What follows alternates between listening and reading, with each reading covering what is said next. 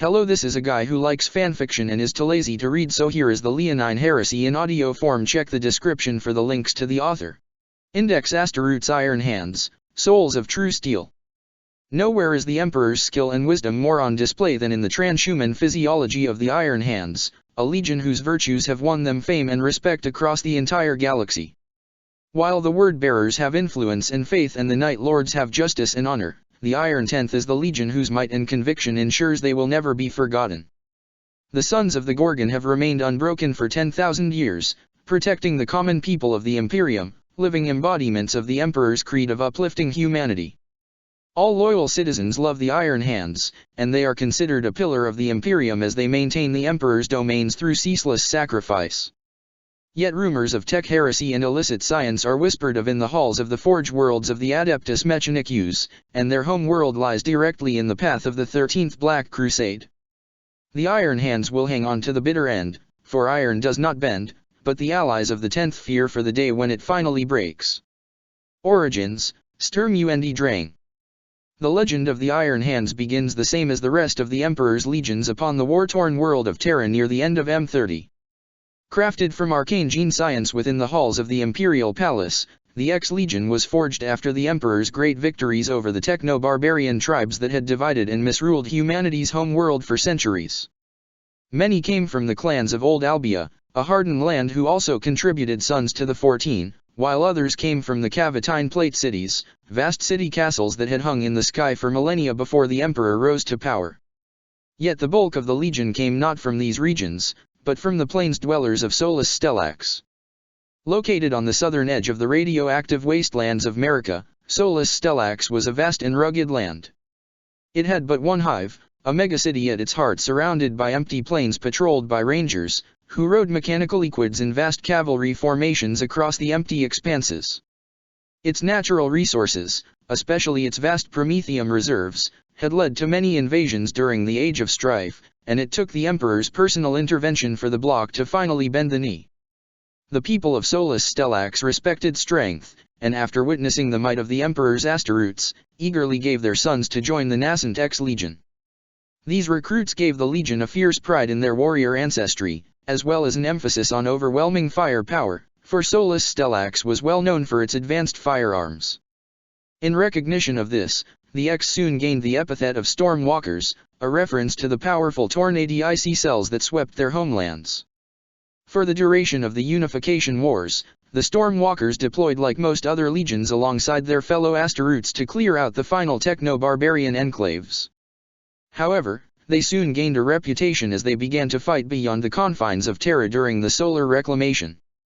The X won notable victories against the mutant scythers of the Mikan aggregation, as well as prosecuting a lightning campaign through the Rad lands of Ganymede.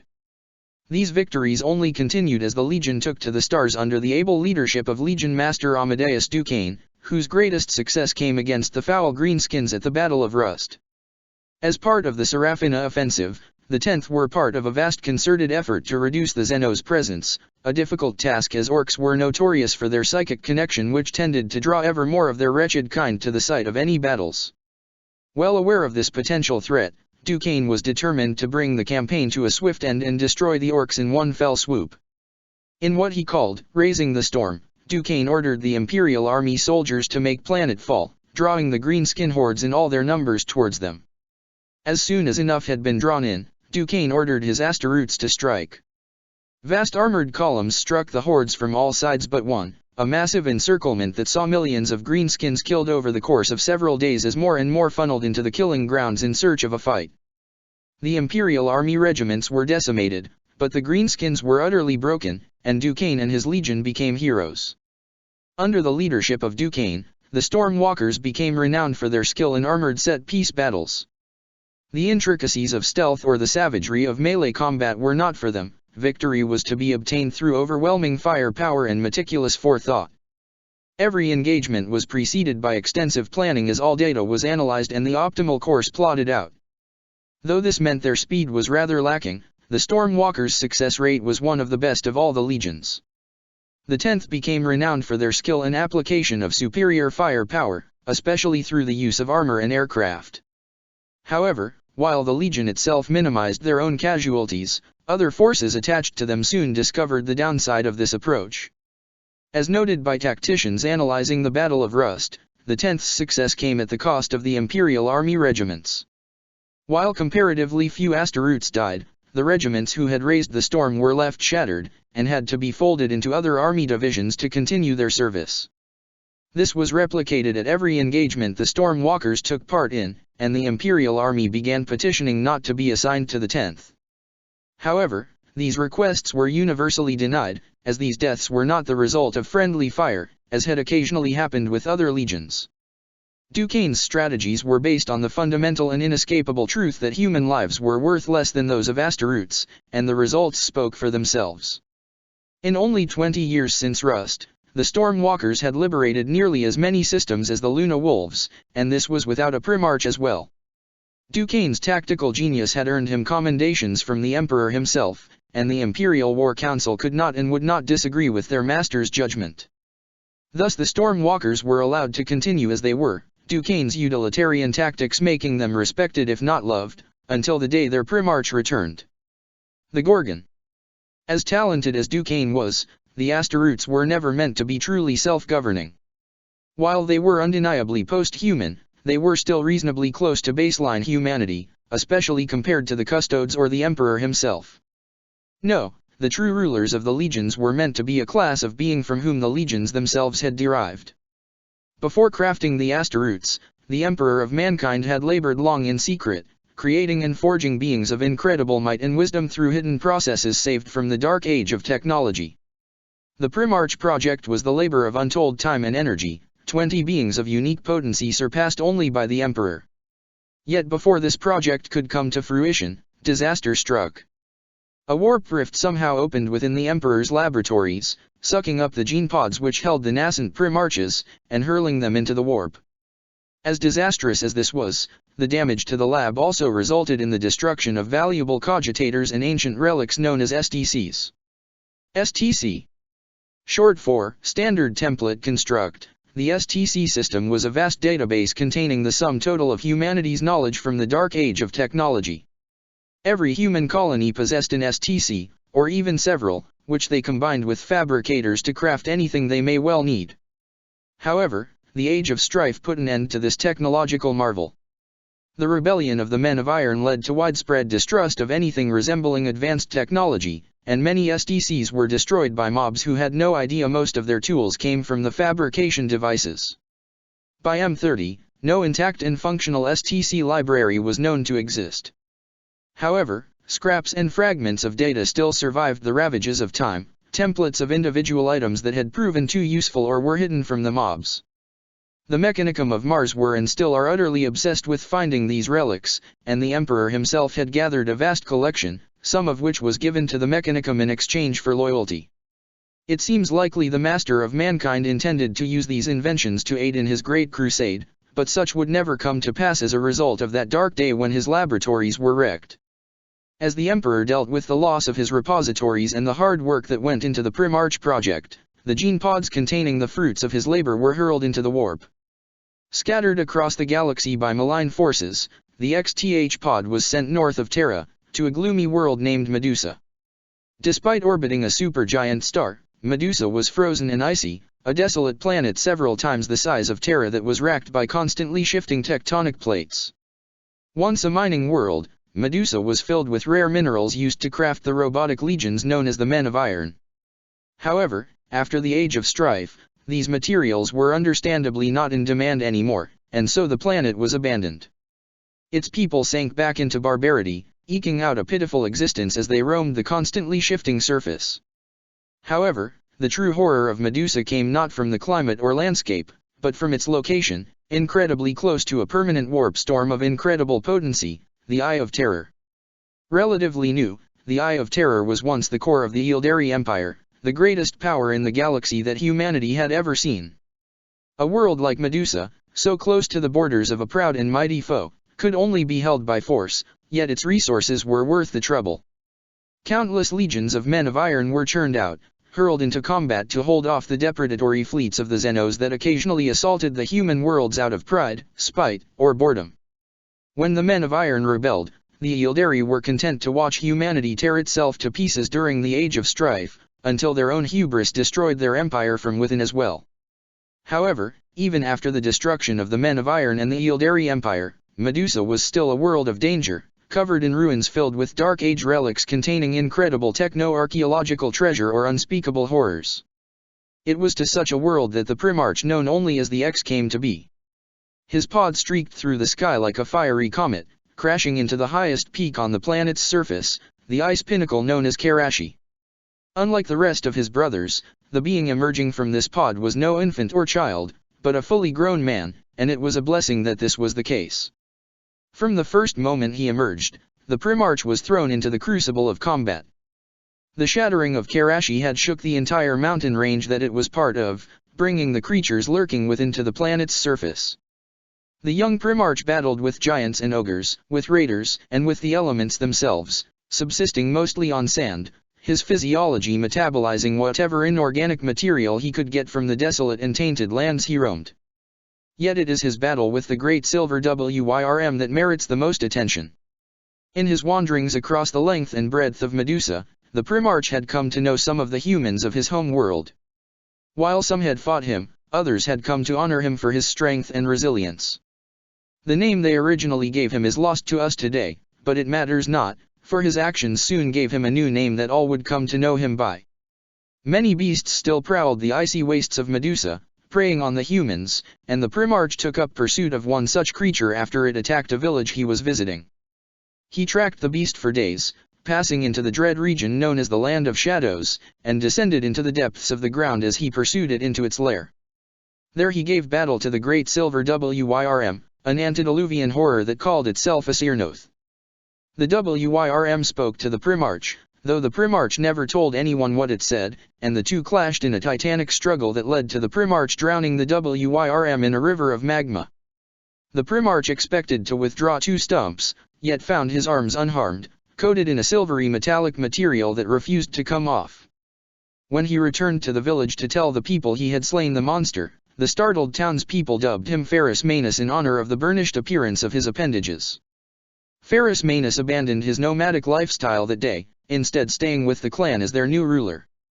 Despite showing no indication before of knowledge, the Primarch began to teach the people of Medusa how to craft mechanical wonders of incredible potency, which allowed them to begin to take back their home world. The land itself was too tectonically unstable to hold cities of any size, so Ferrus led his people to build and convert vast land crawlers into habitations, massive engines that roamed the surface. While humanity thrived, Ferrus began to hunt down the remaining horrors, leading salvage expeditions into ruined factories and abandoned mines. They battled with cyborgs and mutants, with technological horrors and warp beasts. For over 20 years, the Primarch fought a relentless struggle to rid at least the surface of dangers, and to a large part he succeeded. Ferrus was a strict taskmaster, setting high goals for himself and his followers. Weakness was despised, but he retained his people's love throughout. They respected his strength, but even more respected his willingness to help people, to shoulder their burdens, and the Primarch never asked them to do anything he would not do himself. Thus when Ferrus told them their final task was to join him in leaving Medusa, they did not hesitate.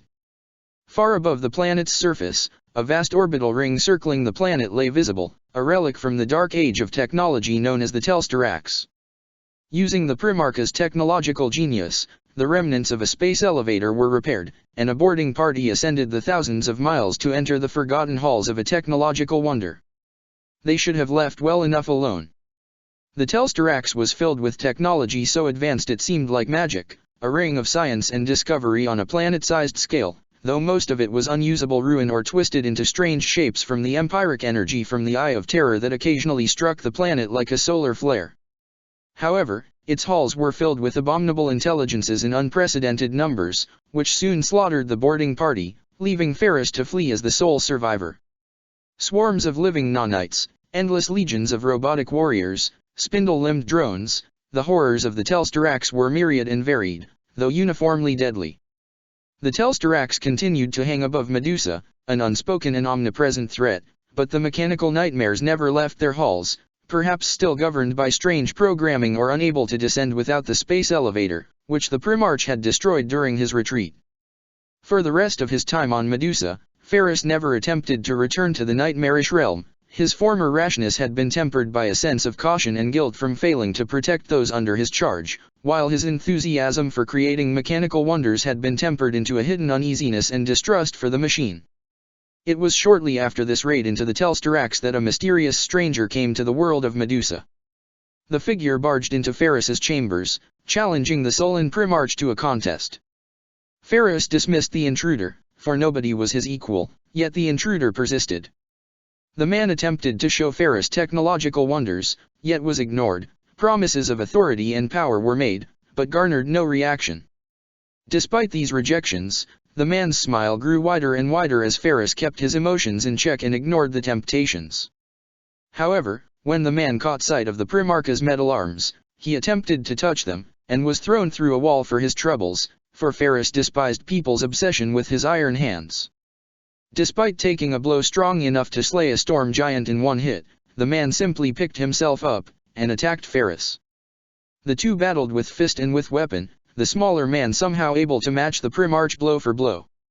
After several hours, Ferris found himself on his knees, panting from the exertion, while the man stood smiling above him. Thunder boomed as auric lightning flashed, blinding the Primarch, and when his vision cleared, Ferris beheld a mighty warrior in golden armor, 3 times his former height as he towered over Ferris. The awe-inspiring figure introduced himself as Ferris's father, the Emperor of Mankind, and held out his hand to help his son to his feet. Great Crusade, the Iron Tenth. What you give, is written in sand, what you take, with an iron hand. We were made to be warriors, engines of war, hammers beating out the fabric of existence into a vessel for mankind to inhabit. The flesh is weak, but our deeds endure. Ferris Manus, 830-M30. Upon taking command of his legion. After swearing loyalty to the Emperor, Ferris Manus was taken onto the Emperor's ship, though not before he swore an oath to his people that he would return for them. The Primarch was astounded by the technological sophistication of the Emperor's personal vessel, the mighty Bucephalus, and spent the entire trip analyzing its many systems. Ferris had an instinctive grasp of technology, especially those of a destructive nature, yet to those who observed him, it seemed as though he was overcompensating, like he was pretending to seem more interested than he truly was. The Emperor spoke with his son on the state of technology and politics in his Imperium, telling him of the forges of Mars and the necessity for Ferris to get on their good side. The union of Terra and Mars was still fresh, the treaty less than 30 years old, and many still had their doubts. Treaty of Olympus Mons. More commonly known as the Treaty of Mars, this concord was an agreement proposed by the Emperor to avoid a war between Terra and Mars. In exchange for political autonomy, freedom of dogma, and the loyalty of 6 navigator houses, the Mechanicum of Mars would supply the Imperium with the weapons and ships needed to wage a war of galactic conquest. To symbolize this union, the Emperor changed his sigil from the raptor and lightning bolt of the raptor imperialist to the 2-headed eagle of the Aquila.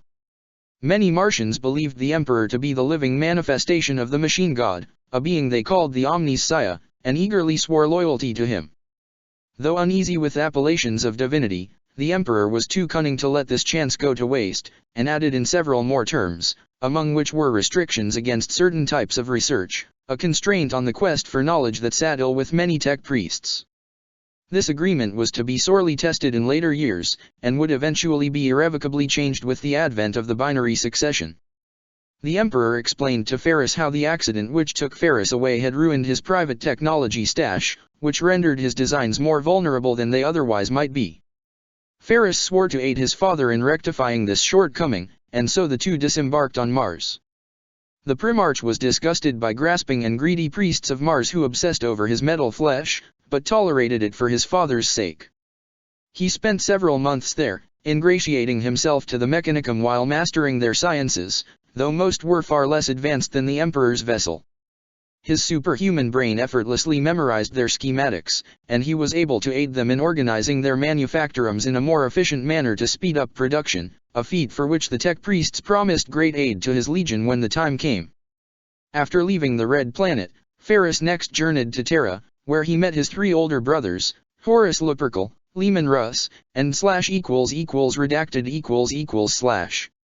Though they were older, Ferrus towered over his siblings. He got along decently well with Horus, and neutrally with Rus, but ultimately did not grow very close with either of them. The Primarch had little patience for politics, and was eager to begin his service to the Emperor.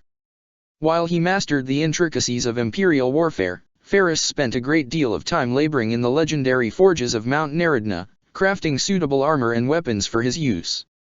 He was incredibly adept in the smithy, shaping and pounding metal with his bare hands to create brutal weapons with cunning hidden features, though the artistry left something to be desired. Within the space of only a few years, he was made ready to join his legion, and so Ferrus met with his sons for the first time. Upon taking command of the 10th, Ferrus pronounced himself well pleased with Duquesne's tactics, confirming his status as legion master. However, he did not like much else, and so he took apart his legion with the intent of rebuilding it in his image. Taking the 10th with him, Ferrus ordered his sons to impose their will upon the people of Medusa, for strength is all they knew. Thousands of post-human warriors descended upon Medusa, seizing boys for aspirants and resources for war. When the leaders of the legion returned to orbit to report back to Ferrus, the Primarch revealed the price for their rash actions, for carrying out orders without a thought to the consequences or motives. First to go was the legion's structure. If they wished to induct the people of Medusa, they would be like the people of Medusa. Companies and chapters were to be eliminated, replaced by a clan-based structure. Next would be the leadership. Duquesne would retain his position, but his subordinates would now be part of the Iron Council. And finally, for robbing the Medusans of their native language, so too would the legion's name be stripped. The Stormwalkers were no more, and in their place now stood the Iron Hands, a compromise on Ferrus's part to show he was not entirely cruel. He soon regretted his leniency when they began painting their gauntlets silver in imitation of their Primarch's arms. After mustering his legion, Ferrus was awarded command of his own crusade fleet, and tasked to bring the Emperor's might to the stars. Though he did not know it at the time, Ferrus was receiving a rare honor, for this had not happened with his older brothers. Horus commanded his own fleet, but spent much time combined with the Emperor's own fleet, while Leman Russ preferred to remain under the Emperor's direct command. Ferrus loved his father, but refused to show weakness by begging to stay with him, and so set off on his own. He got along extremely well with Duquesne, their personalities highly compatible, similar to the compatibility between the Legion's prior culture and that of Medusa, no doubt because of the forced merger. Thus the Legion did not suffer from the personal conflicts or growing pains which plagued many other legions after they reunited with their Primarches. The culture of the Legion began to revolve around strength and ruthless efficiency, and the relentlessly utilitarian calculus of war which had begun under Duquesne was taken to new heights. The Legion fought across the width of the galaxy for decades, mostly on their own.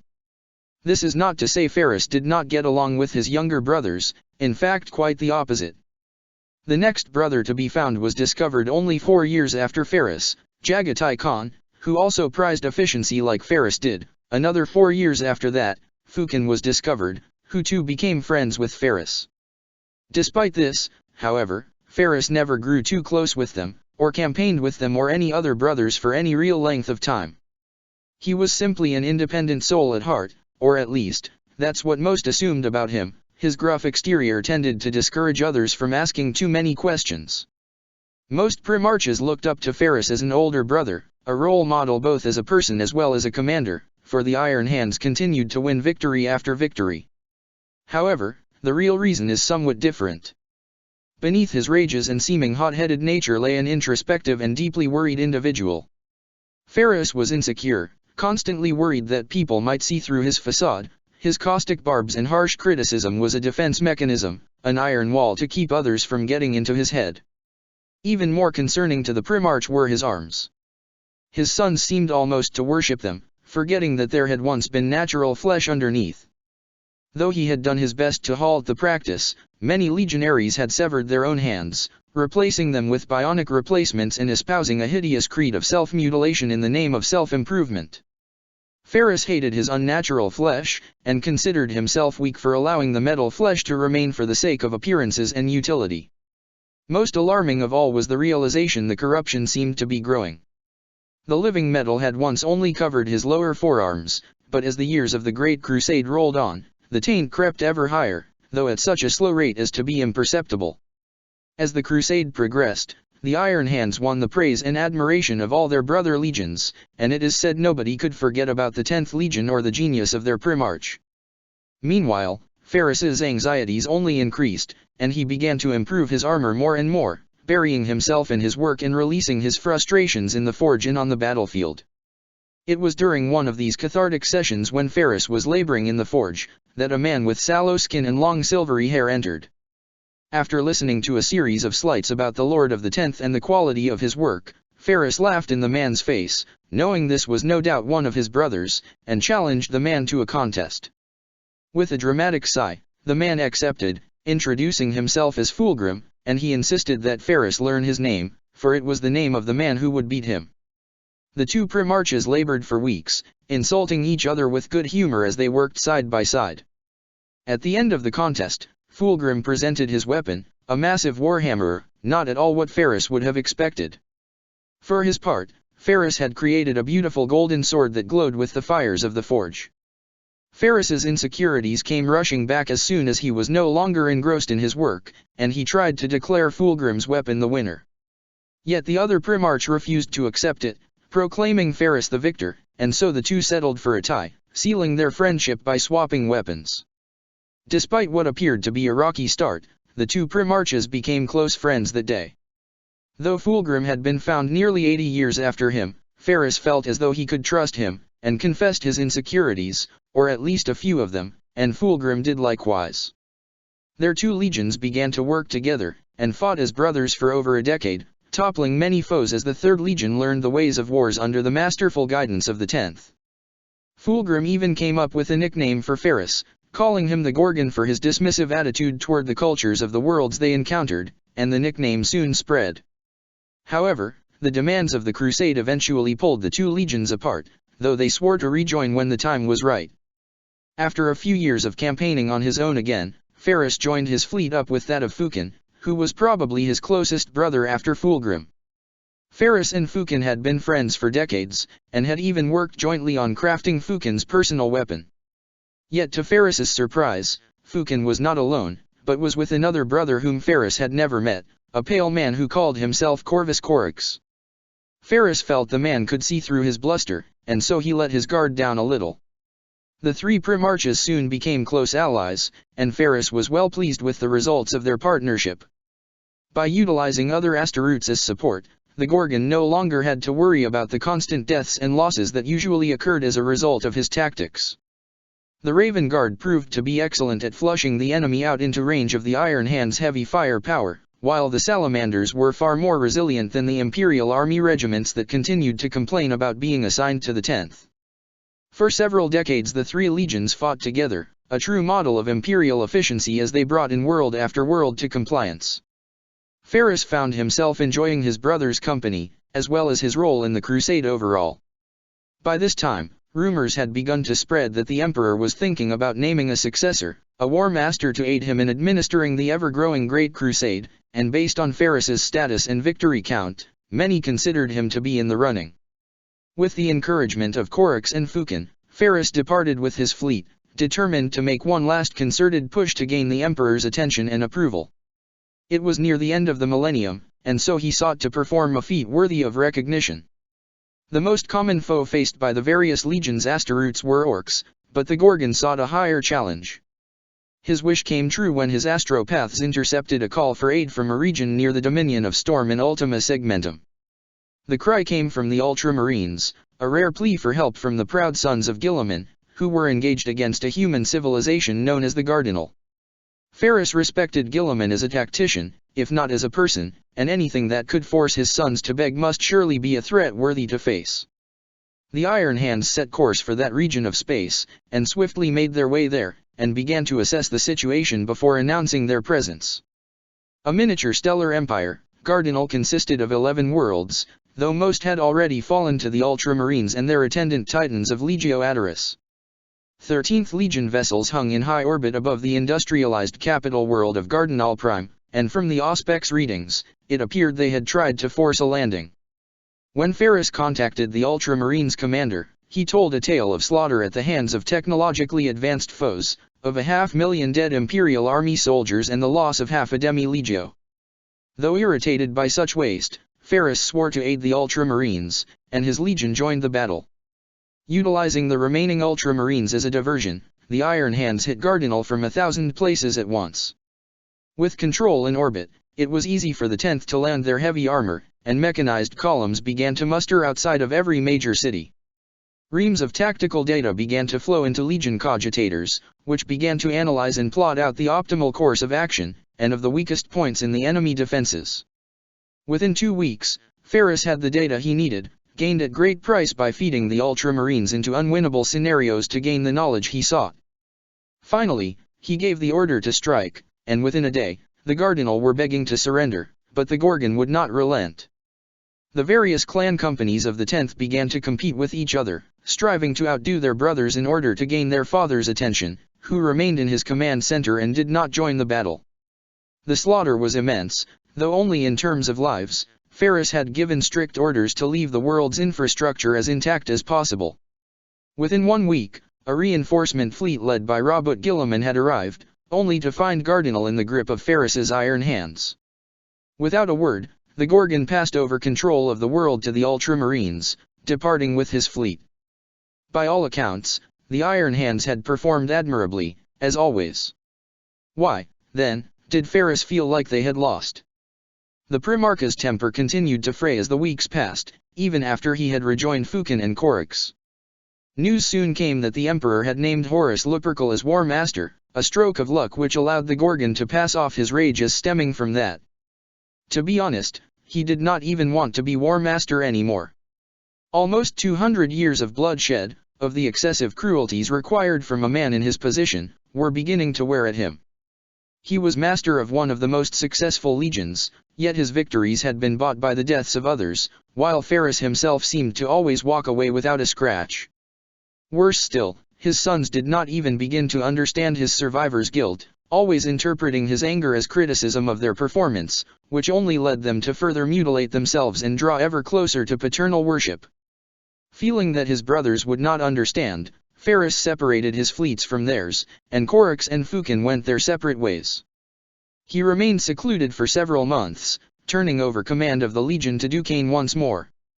He left his legion behind, traveling to Alanar to pay fealty to Horus and assure him of his loyalty. Ferrus hid his emotions once more, feigning a gruff acceptance and congratulating the new War Master before departing once more. The War Master asked for a delegation of his sons to join a new project he was sponsoring known as the Legion Auxilia, and Ferrus gladly acquiesced, eager to show the War Master that he did not begrudge him for his new title. Before he left, Horus informed Ferrus that the Emperor was calling a council to rule on the question of psychers in the legions. Ferrus had never trusted psychers, but they were undeniably useful, and so he had permitted a Liberius to exist within his legion, though it always remained under close oversight from the Iron Fathers. Iron Fathers. The position of Iron Father can best be described as a fusion between Techmarine and spiritual advisor. The role has its origins in the Engine-Seer mystics of Medusa, who maintained the machinery of each Medusan clan. When the Legion merged with the people of Ferrus's home world, the Techmarines willingly joined themselves with these mystics, learning the lore and inducting those young enough to become Asteroutes. The Iron Fathers are treated as officers, and assist the apothecaries in inducting new recruits, overseeing the bionic augmentations that each Iron Hand receives. It is they who have encouraged the hatred of flesh so prevalent in the Legion, and their influence is far-reaching. No warrior lodge ever gained a foothold in the Iron Tenth as a result of their vigil, and the Liberius was deliberately controlled under their watch. Ferrus had no interest in attending the council, and instead attempted to return to Fukin and Corax. However, he soon learned this would be impossible. Corax had moved his forces further out to the Ghoul Stars to prosecute a campaign there, while Fukin had sent word that he had been appointed as Praetorian of Terra and that his legion was withdrawing from the crusade. After sending a message to Corax updating him on the state of affairs, Ferrus secluded himself, leaving Duquesne in charge while he thought things through. Life seemed to be slipping from his grasp like dust through his fingers, and he longed for the simplicity of the early Great Crusade, back when he was one of 3 crusade fleets instead of 1 in 4,000. It was in this emotional turmoil that he found himself approached by a brother he had not seen in quite some time, Lionel Johnson. The Lord of the Dark Angels arrived with but a single ship, but accompanying him was a fleet of Emperor's children. Ferris met with the lion first, whose speech seemed altered and strange, even compared to his usual reticence. It seemed like he was hinting at something, that he expected some kind of sign from the Gorgon, but Ferris had no idea what he was talking about, and the lion soon left, clearly frustrated. After he departed, Ferris met with Fulgrim, who seemed much the same as ever. The 3rd and the 10th merged their fleets once more, and Ferris threw himself into battles, seeking to bury these troubles of the past once more. His plan seemed to work, and the Gorgon and the Phoenician were as close as ever, fighting vile Ildari and crushing a pitiful human empire known as the Ortian technocracy with alacrity. The Lie of Iron, the Martian Wars. For nearly 10 years, Ferris was happy once more, the talk of war masters and politics forgotten as he and Fulgrim and their respective legions fought together as brothers. However, as the years passed, Fulgrim seemed to grow more and more distracted, as though he were waiting for something, and his usual resignation outside of battles seemed almost forced. However, it was not interfering with their fraternal relationship, and so the Gorgon never bothered to ask him what was going on, though in later years, he surely wished he had. In 011.M31, Fulgrim departed abruptly, taking his legion with him and leaving Ferris puzzled and annoyed. He attempted to follow Fulgrim, but after a year or so it proved impossible. The storms in the Immaterium had grown worse of late, and so the astropaths could not find the 3rd Legion's trail. It was while debating his next move when Ferris received an urgent communication from Fukin, summoning him and the full might of his legion back to Terra. Unlike other legions, the Iron Hands were fairly spread out across the galaxy, for each clan company was given great leeway in choosing their deployments, though they were still required to remain in contact. Thus it took the better part of several months to gather the legion as the message was routed across the entire galaxy, and many clan companies indicated they would be unable to come immediately, including the forces led by Shadrach Medusan who were attached to the War Master's Legion Auxilia. Ferris however could not afford to wait, for the summons seemed urgent. After nearly half the legion was assembled, some 50,000 Asteroids total, the Iron Hands departed for Terra, pulling their way through the relentless storms to finally arrive at Terra just under a year after Fukin's message had been sent. Though such delays were unavoidable, they were not without cost. The original reason the Iron Hands had been summoned was so that they could deal with the unthinkable. The Thousand Sons had gone rogue. When a word-bearer's delegation brought news of Nakia over 10 years ago, the Gorgon had obeyed and disbanded his Liberius with little afterthought, focusing instead on sending his congratulations to Fukin for being named Praetorian. He had been on neutral terms with Magnus, annoyed at his pretensions though respecting him for his power, but duty was duty, and so Ferris would bring him in. But before he could leave, Fukin stopped him, telling the Gorgon he was required elsewhere. Whilst the Iron Hands had been en route, Mars had been seized in the fires of rebellion, the origins of which were still unknown. The 10th were to put down the rebellion by any means necessary, and retake the Forge World Principle with the support of the loyalist Mechanicum and their leader, Culber Hell. Ferris had never trusted Hell, and so he sent Legion Master Duquesne and several companies to scope out the situation while he met with the Fabricator General. Fabricator General Culber Hell. The de jure head of the Mechanicum of Mars, the role of Fabricator General was once a religious title. Each Forge World possessed such a leader, but as Holy Mars is the Forge World Principle, its leader was the leading representative of the Machine God, while secular matters were decided by the Martian Parliament. When the Emperor signed the Treaty of Mars, he had no wish to rule by committee, and insisted the Parliament elect a leader who would have the authority to make the necessary decisions required of an endeavor such as the Great Crusade. The spiritual head of the machine cult seemed as good a choice as any, and so for over 200 years now, the Fabricator General has represented the interests of all Forge Worlds on the War Council of Terra. As of the 31st millennium, the current Fabricator General was an ambitious Mugos by the name of Culber Hell.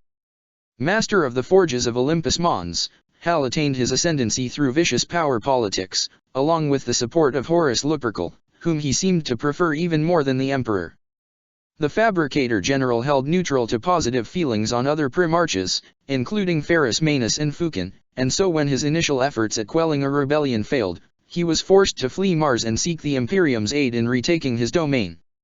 Ferris met with the Fabricator General within the Imperial Palace, listening with disbelief to tales of waves of scrap code and rebellion, of 2/3 of the Mechanicum breaking out into schism against Hal's authority.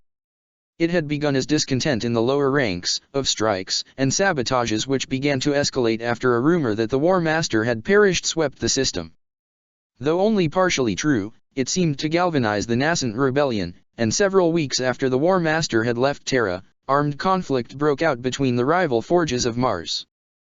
The architect of this rebellion seemed to be Fabricator Locum Zagreus Cain, Hal's de facto successor, who had declared the formation of the new Mechanicum, and had changed their robes from red to black. Ferris had never liked Hal, who came off as arrogant and grasping, but duty was duty, and so he pledged his aid, if not his obedience, to the Fabricator General's cause. To the Gorgon's annoyance, the Fabricator General seemed to lack an army, and when pressed about it, told Ferris to take it up with Fukin, saying only that the Praetorian had sworn him to secrecy. After failing to get answers out of Fukin, Ferris returned to his legion, and together they transited the 40 million miles between the two worlds, and landed in force near Olympus Mons, where the forces of the Fabricator General had held out for nearly 8 months against Dark Mechanicum forces. The entire world seemed on the verge of collapse. Devastating plagues of scrap code had swept the planet, isolating every forge who were forced to cut off communication lest they be infected. Vast explosions flattened the forges of many who had not been able to isolate themselves in time, while turning others to madness. To the east of Olympus Mons, the magma city of Adept Zeth and Mondus Aculum of Fabricator Locum Cain had risen in rebellion, and had moved to siege Mondus Gamma, where the loyal Adept Lucas Chrome still remained. To the south, the traitorous titans of Legio Tempestus from Ascraeus Mons had launched a deadly ambush and laid siege to Legio Mortis at their forge underneath Pavinus Mons. The forge world principle was in utter chaos, but these were the kind of harsh times that made strong men, and none were stronger than the Iron Tenth. The Iron Hands began to deploy in the vicinity of Olympus Mons in the region of Tharsis. Though they had nominal aerial supremacy, the demands of politics stayed their hands. Hal refused to countenance orbital bombardment, and so a land war would be necessary. Duquesne had struck first, moving his forces straight towards Mondus Aculum as he sought to cut off the head of the snake. His forces had battled against corrupted swarms of Skitarii, taking light casualties as they cut through the enemy. When Ferris arrived with the rest of the legion, Duquesne was in the midst of storming the Forge Temple, and was nearing the inner halls where Cain was reputed to be hiding. "We've got them on the ropes, sire. We've raised the bloody storm, and this rebellion should be over soon," Duquesne shouted into his voxcaster. The Primarch himself was hundreds of kilometers away, overseeing the Legion's deployment, but he was watching through the unblinking eyes of the Forge Temple's security network, which had been seized back. Ferris, along with the Fabricator General, who had accompanied him here, watched impassively as Duquesne and his men breached the final doors of the inner sanctum. Scuttling mechanical horrors hurled themselves out through the dust at the Iron Hands, killing and being killed in turn. Within a minute though, only the Iron Hands were left standing. Duquesne advanced cautiously into the room, coming to stand over a prone mass of mechadendrites. Target identified as Fabricator Locum Zagreus Cain. "He's dead, sire. His bionics look like they were cannibalized. I suggest..." Duquesne's last words were cut off by an agonized scream, which Ferris realized had come from the Legion Master himself. A directed energy wave had struck Duquesne from behind, melting a hole a meter in diameter through his lower torso. Similar screams of pain were elicited from the other Iron Hands as they fell swiftly to this unseen assailant. The hiss of static began to warp the hololith image as a being wreathed in scrap code and corruption scuttled over to the prone body of Duquesne. Ferris could only watch as the hololith shifted into temporary clarity, revealing the figure to be what looked like an Archmagos, whose arms clicked and shuddered as they unveiled an arc scourge, eliciting further screams from the fallen Legion Master. Even as Duquesne fell into unconsciousness, the fallen Archmagos hunched over, jamming his mechadendrites into the Astartes' skull, flaying the skin and cracking the bone to get at the bionic implants and brain contained within. Ferris seethed with rage at this desecration, but the gruesome deed was over within a minute. He turned to the Fabricator General, who stood silently beside him. "What is that freak, Hal? What murdered my sons?" Ferris demanded. Hal turned to regard him, and when he spoke, the Gorgon could tell that despite his extensive augmentation, Hal was struggling to contain rage and fear in equal measure. "That freak Is Belisarius Call? The death of Amadeus Duquesne at the hands of Belisarius Call turned what should have been a swift campaign into a war of attrition. By murdering Cain, Call had gained his command codes, and swiftly assumed control over the disparate Dark Mechanicum forces and turned them towards his own dark designs. The Heretic Supreme had used foul mnemoscience to steal Duquesne's memories, in the process gaining the Iron Hand's entire repertoire of strategies, which he was able to use to deadly effect against the unprepared 10th. The Iron Hands were pushed back across the theater back towards Olympus Mons, and many called for a full retreat, but Ferrus refused. Thus the campaign became a protracted, grueling affair, and thousands of Iron Hands began to perish alongside their loyal Mechanicum allies. Though Call had Duquesne's knowledge and superior numbers, Ferrus Manus was a primarch, whose tactics were far above even those of Duquesne, and soon seized the initiative. 5 years of war is difficult for any planet to endure, and Mars was no exception. Its forges starved as all resources shut down, and so the battles became infantry affairs, kill teams stalking each other through the dense cover offered by the mechanical terrain. Many times did Ferrus take the field, seeking to hunt down Call and take revenge for his son's death by slaying the monster personally, but Call proved elusive, sending abominable intelligences bearing his likeness to taunt the Gorgon. The greater war engines such as Titans remained secluded within their forges, only unleashed when the fall of a fortress seemed imminent. The advantage tipped back and forth as new forces arrived. New Iron Hands fleets soon made landfall, replacing the fallen and swelling the legion's numbers. Yet this proved short-lived, for a new foe made themselves known, the Ultramarines.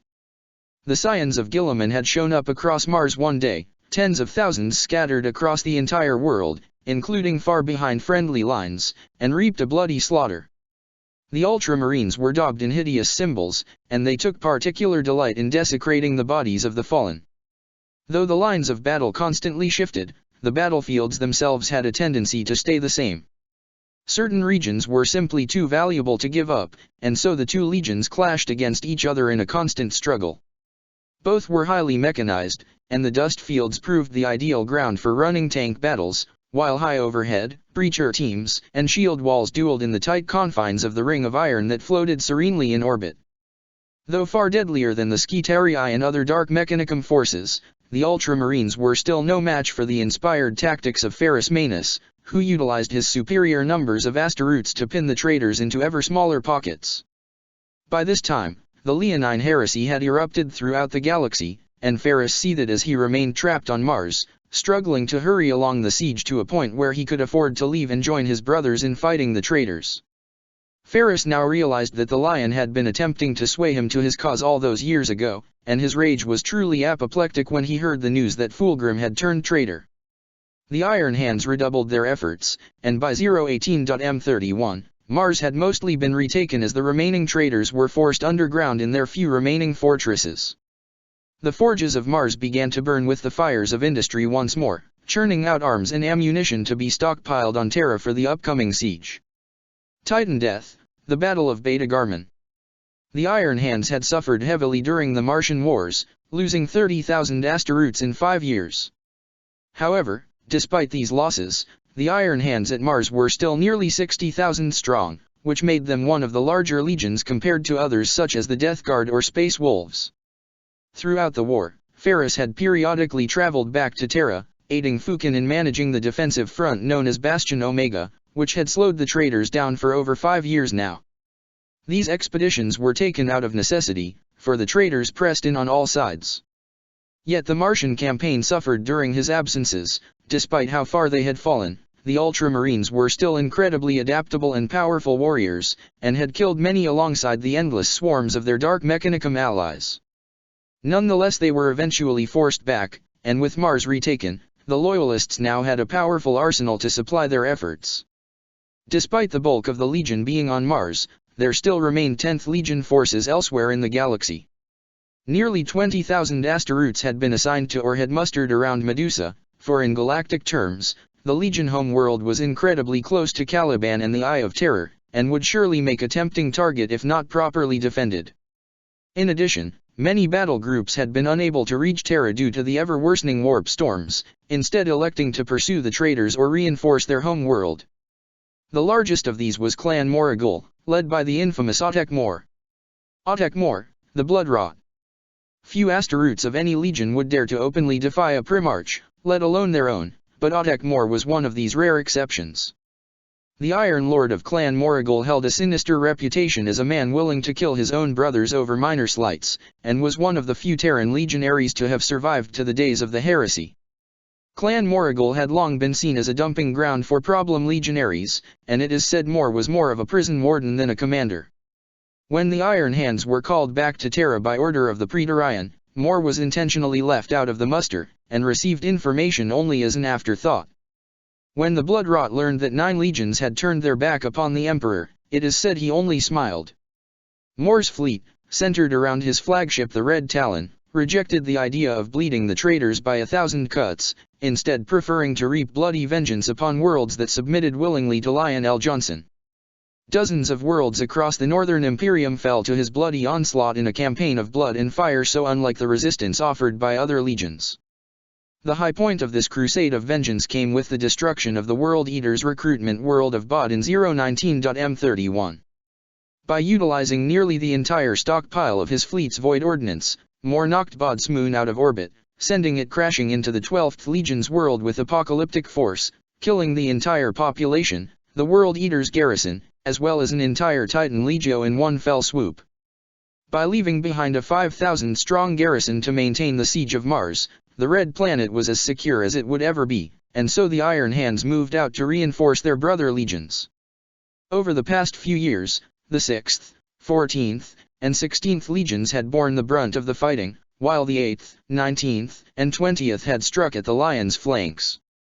While the arrival of the Iron Hands definitely helped slow the tide of traitors, it could not turn it, for by 019.M31, it was all but certain the Lion's forces would break through at some point. However, Fukin's defenses were still not quite ready, and nor were the word-bearers close to reaching Terra. Thus a certain level of sacrifice could not be helped, the traitors needed to be slowed down, no matter the cost. By comparing the traitor legion advances to the major warp currents of Segmentum Solar, Ferris and his fellow Primarches were able to deduce the most likely locations that the major assaults would fall. The Versagen system was highly obvious, for the triple stars of Alpha Centauri held great symbolic value, and the Lion would need it both for its warp current nexus as well as to legitimize his rule. The obdurate Death Guard and deadly Space Wolves were thus dispatched to hold this vital system. Another likely route would be the Trisolian system, whose forge worlds would give the traitors supplies and munitions that would be needed for a siege of Terra. To its defense marched the War Master himself and his sons. That left but one final route, which fell to the Iron Hands to defend, the Beta Garmin cluster. Consisting of 30 worlds plus dozens more moons of various sizes and classifications, the cluster had been an ongoing battle for nearly 3 years now, for its rich resources were a tempting prize to any, and its warp routes were highly charted, the perfect target for invasion. Despite its obvious value, Beta Garmin had not seen any significant Asteroutes presence, instead being the site of a brutal civil war amongst Imperial Army and Mechanicum forces. Both sides had slowly fed forces into the meat grinder, using it almost as a proxy conflict in the hopes that it would resolve itself without Legion intervention. However, with the traitors pressing in on all sides, it could no longer be left to chance, and so Ferrus Manus and his legion assaulted the system with the force of a hammer striking an anvil. At their side was a staggering 27 different Titan Legios, the vast majority of the god engines still loyal to the Master of Mankind. Such firepower would have only been a liability upon Terra, and so Fukin had decreed they be unleashed elsewhere. Titans of all descriptions, from the largest imperators to packs of loping warhounds, began to stride the Dust Bowl plains of Beta Garmin II, while other Imperial forces including the Iron Hands began to drive back the traitors already present.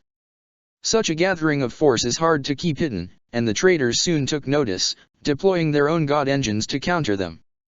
Maniple clashed with Maniple, Demi-Legio with Demi-Legio, as metal giants fought in such numbers as had never before been seen, nor seen since. Titans were meant to deploy in small numbers, for even a single engine was enough to win most battles, yet here they fought as infantry, and died in droves as burning scrap covered the surface of Beta Garmin II. Around their feet and in their shadows, mortals struggled and died in countless swarms, a battle separate yet intimately connected with the clash of the Titans taking place above them. The bright flashes of reactor overload lit up the skies, visible even from orbit, where the Imperial and traitor fleets stared each other down as they prevented each other from interfering in the battle below. Days turned into weeks, turned into months as the Titan death dragged ever onward. No system was worth such a colossally wasteful expenditure, for it seemed as though all of humanity's god engines would be lost in one fell swoop. The hive cities and forges they were ostensibly protecting had been reduced to empty husks long before, and they held no practical value. This was a war of the most senseless variety, satisfying only the pride of commanders and empty of any other redeeming quality. Yet even as the god engines dueled, other wars were taking place in the cluster. The Iron Hands lacked the troops to garrison every world, and so many of the outlying systems fell to the traitor legions who had accompanied their Titan allies. Forces of multiple traitor legions had been spotted, from the debased Ultramarines to the savage Blood Angels to the mutated World Eaters, and the outlying worlds of the cluster fell one by one even as the Titan death dragged on and on at Beta Garmin II. However, few of these legions ever directly assaulted the main concentration of Iron Hands, who had made their primary battlefield the chemical wastelands of Beta Garmin III. Accompanying the 10th Legion were forces of the loyal Legio Volpa, whose aggressive tactics had been effective against the traitor army regiments assaulting the world. Beta Garmin III's primary value lay with the Carthaga Telepathica or Diviner's Needle, an astropathic temple the size of a hive, that served as one of the primary communications hubs for messages coming in and out from the solar system. If the needle fell, then Terra would be all but blind to its forces out in the wider galaxy. When Ferris had arrived in the cluster months earlier, his first order of business had been to subordinate the disparate forces already present into a strict hierarchy under his command. His brutal and straightforward approach had caused a great deal of resentment, but none dared to disobey a primarch, and so when the traitors began to arrive, they paid a heavy price. The great Iron Father had long been reputed as straightforward, a man of simple tactics whose plans began and ended with the concept of attacking, but they did not know Ferris at all. It was not for nothing he had once been in command of a third of the Imperial Crusade forces. The arrogant traitors had held the advantage and been on the offensive for most of this war, and so they had sailed blindly in, expecting a demoralized foe and an easy victory. They were dead wrong. Trap after trap sprung on the unready heretics as the Iron Hands struck them again and again from all sides, for the 10th knew every inch of the space around Beta Garmin III. Ferris himself moved from battle to battle as a mobile reserve, his mighty flagship fist of iron striking like its namesake as they broke the traitors beneath them. Yet despite their many victories, the Loyalists were losing. The Titan death had turned against them, for there were far more traitor legios than loyal ones, while the traitor Asteroutes had seized most of the outlying systems in preparation for a final push. The beginning of the end came with the arrival of the Iron Warriors Legion. Perturabo's dread reputation swiftly established order, and the traitors began to attack with much greater coherency. Forces of the 4th Legion soon landed upon Beta Garmin III itself alongside nearly 50 fresh Titans of Legio Solaria, and the Iron Hands began to die in far greater numbers than they had before. While Legio Volpa clashed with their rivals, the War of Iron began outside the Needle as the 4th and 10th Legions battled for supremacy. The two had long been rivals, a friendly competition between the two over which better deserved the title of Iron in their name. It had now since turned to bitter hatred, and the two reaped a bloody slaughter upon each other. Ferris's sons were soon forced back into the Needle itself, their defensive advantage negated by the Iron Warriors' expertise at siegecraft. It is said 5 sons of Perturabo fell for every 1 Iron Hands, but it mattered not, for the Iron Warriors far outnumbered their opponents. Neither Ferris nor Perturabo took the field throughout the battle, for this was a struggle between generals, a contest far higher than the brawls that their brothers were more accustomed to. The end of the Beta Garmin campaign came to an end abruptly in a manner not suited to the drawn-out conflict that had preceded it. As the Titan death continued outside the walls of Nurkon City, the largest hive upon Beta Garmin II, Iron Warrior infiltrators had breached the city's walls, entering the massive fortress known as the Anvil, and overloaded its reactors. The resultant explosion had leveled the city and destroyed everything for miles around. Outside the crater, the corpses of hundreds of god engines from both sides lay shattered and broken. Never again would the Titans walk in such great numbers, and estimates place the cost of these losses as exceeding the last 5 years of the entire Great Crusade. On Beta Garmin III, Perturabo had played his final card as 8 daemon-possessed titans took the field alongside the remainder of Legio Solaria, and together they broke the final titans of Legio Vulpa, who were forced to fall back in utter disarray. With the last of the titans gone, the Iron Warriors were able to move in close enough to unleash their heaviest siege guns, shattering the needle as billions of tons of rubble and steel came crashing down around them. The death of the choir within the temple, nearly 1,000 astropaths total, unleashed a massive warp storm across the warp routes of Beta Garmin. Ferris had long known victory was all but impossible to obtain at Beta Garmin, but he had not expected defeat to taste so bitter. Nearly 40,000 Iron Hands had perished in under a year, nearly a quarter more than had died over 5 years of fighting on Mars. Barely 15,000 Iron Hands fell back in disarray from Beta Garmin, escaping to Terra with what few Titans had managed to both survive and escape. As the temple fell, Ferris was able to relay one final message to appraise Fukin of the situation, as well as inform Horus at Trisolian and Mort Arian at Versagen lest they be cut off from Terra as the warp storms intensified. The Iron Hands fell back to Mars, and began to reinforce the Forge World principle, for the traitors would no doubt come to retake the Red Planet once more. Ferris met with Fukin, alongside their other brothers, and together they finalized the defensive plans in preparation for the Lion and his traitor kin to arrive. The Fourth Sphere, the second invasion of Mars. Despite the fact information from the wider galaxy had long been suppressed even before the destruction of the Carthaga Telepathica, Ferris had little doubt that the traitors on Mars would manage to hear of their allies' victories, and his pessimistic hypothesis soon proved true. Across the Red Planet, the traitors began to sally out, throwing themselves headlong against the loyalist contravalations. Though each such attempt was repulsed with increasingly high casualties, it tied down a now significant portion of the Iron Hands Legion, who were forced to remain on the defensive instead of getting the rest and preparation time they so desperately needed.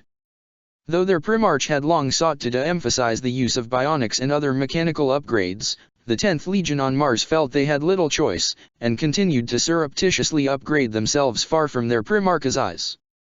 Based on Malkador's calculations, the traitors would arrive by the new year, and so when the Regent's prognostications came to pass, the Iron 10th were ready. Using highly advanced cogitators of Fukin and Ferris's design, the Fourth Sphere Defense Fleet were able to calculate pre-sighted bombardment zones, and began to fire their energy-based weapons across the billions of kilometers toward the Elysian Gate, the closer of the two primary warp gates that the traitors were even now pouring through. Normally such long-range shots would have an infinitesimal chance to hit, but such weapons required essentially no ammo, and so long as Mortarian's forces held them at their beachhead, the shots stood a much higher chance to hit. Though it took the weapons just under 3 hours to travel the distance, the void of space meant the energy would have little chance to diffuse, and so many traitor ships found themselves struck unexpectedly. It was a slight advantage, but everything was necessary to repel the Lion's forces, for they vastly outnumbered the beleaguered defenders. As Mortarian's forces at Uranus began to be pushed back, this tactic lost its efficacy, and so the Iron Hands fleet waited their turn. They watched with burning impatience and mounting anger as the first 3 defense spheres fell one by one. When the vast warp rift opened within the Great Red Spot, they were able to employ the tactic once more as their weapons took less than half an hour to close the gap, though only for a short time as Jupiter's rotational velocity meant the traitor beachhead soon moved out of their range. As the traitor armada neared, these shots only became more accurate, though the return fire proved severe as thousands of ships took passing broadsides as they sailed past the Forge World principle on their way towards Terra. Nonetheless, hundreds of traitor vessels peeled off towards Mars, principally the gaudy vessels bearing the insignia of the Ultramarines, alongside the heretic forge fleets of the Dark Mechanicum. The Iron Hands were hard-pressed to defend against such an unholy alliance, for their foes were not bound by the laws of reality, wreathed in the dark powers of their patrons and unshackled from the Emperor's decrees. The 10th Legion's orderly gun line soon descended into chaos as the traitorous Ultramarines hurled themselves at the sons of Ferris with the same reckless abandon as their traitorous kin trapped below. In contrast, the Dark Mechanicum's fleet bypassed the 10th section of the blockade entirely, instead moving to clash with the few Adeptus Mechanicus vessels that manned the perimeter alongside the Ring of Iron and the 10th Legion. The Iron Hands felt nothing but smoldering rage for their foes, a burning resentment for those that had turned their backs on the Emperor's light. As the battle dragged on, even those who had long since replaced their flesh with iron began to feel the anger and hate grow, their dispassionate calm shifting to white-hot rage. For 7 long years, the Iron Hands had repressed their emotions. Though the loyal tech priests of the Mechanicum had been their allies, there was no love lost between the two factions. With Fukin occupied overseeing the defenses of Terra, it was Ferris's job to maintain relations with the Martians, an utterly thankless task. The priests of Mars were petty and bickering, using the heresy as an opportunity to upstage their rivals and seize power and land like the feudal lords of old. Despite their claims to be beyond the weaknesses of the flesh, they were all too human, and for that the Iron Hands despised them. And the Titan Princeps were worse, for their arrogance loomed as large as their god engines. Their constant posturing had forced Ferris to intervene, brokering a solution known as the binary succession, which saw the Mechanicum transform into the Adeptus Mechanicus, loyalty purchased for influence. Such seemingly trivial matters had threatened to undo the throne world's defenses, and had kept Ferris playing politics instead of acting as a general, as a warrior. Well, no more. The Gorgon's fury was now unleashed. Many saw the Iron Hands as cold and unfeeling as their namesake, but such impressions were only skin-deep. The 10th positively burned with fury, a white-hot rage as incandescent as melting steel. Even from the earliest days, when the Legion was composed of recruits from Solus Stellax instead of Medusa, the 10th struggled to contain their tempers, refusing to let slip their iron control in the presence of their allies. The arrival of the Dark Mechanicum had now given them an outlet for this rage, and so the Iron Hands marched to war one final time in defense of Mars. Mechanized battalions blitzed into the landing zones of the Ultramarines with the fury of the Blood Angels and speed worthy of a Star Hunter. The 13th had little time to react as black-armored warriors spilled out, already firing their bolters at precogitated targets before closing to hack their foes to pieces in melee. Up in orbit, 10th Legion vessels that were in full retreat suddenly pivoted, ventral thrusters rocketing them 180 degrees into position to unleash devastating salvos into their unready foes. The Fist of Iron, the Legion flagship, was an unbreakable anvil anchoring the defensive line, a slab of steel and bronze that shrugged off every shot hurled at it. Yet for all this rage, the outcome was never in doubt. For 3 long weeks, the Iron Hands battled foes whose numbers far outstripped their own. The heretic supreme Belisarius Call had returned to the battlefield from beneath the surface of the Red Planet where he had been forced to retreat. At his side were the Ultramarines who had initially accompanied him, clad in armor of Call's own design and wielding blasphemous weaponry as they towered over their newly arrived brethren.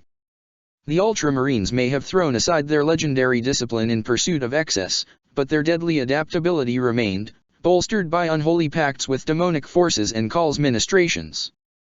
The machine warriors of the Dark Mechanicum were equally horrifying. Now set free from the chains of Martian dogma, their constructs were uncannily effective. Scuttling machine horrors of all descriptions were hurled from orbit into the Martian deserts, where they arose from craters to march on every forged temple at once.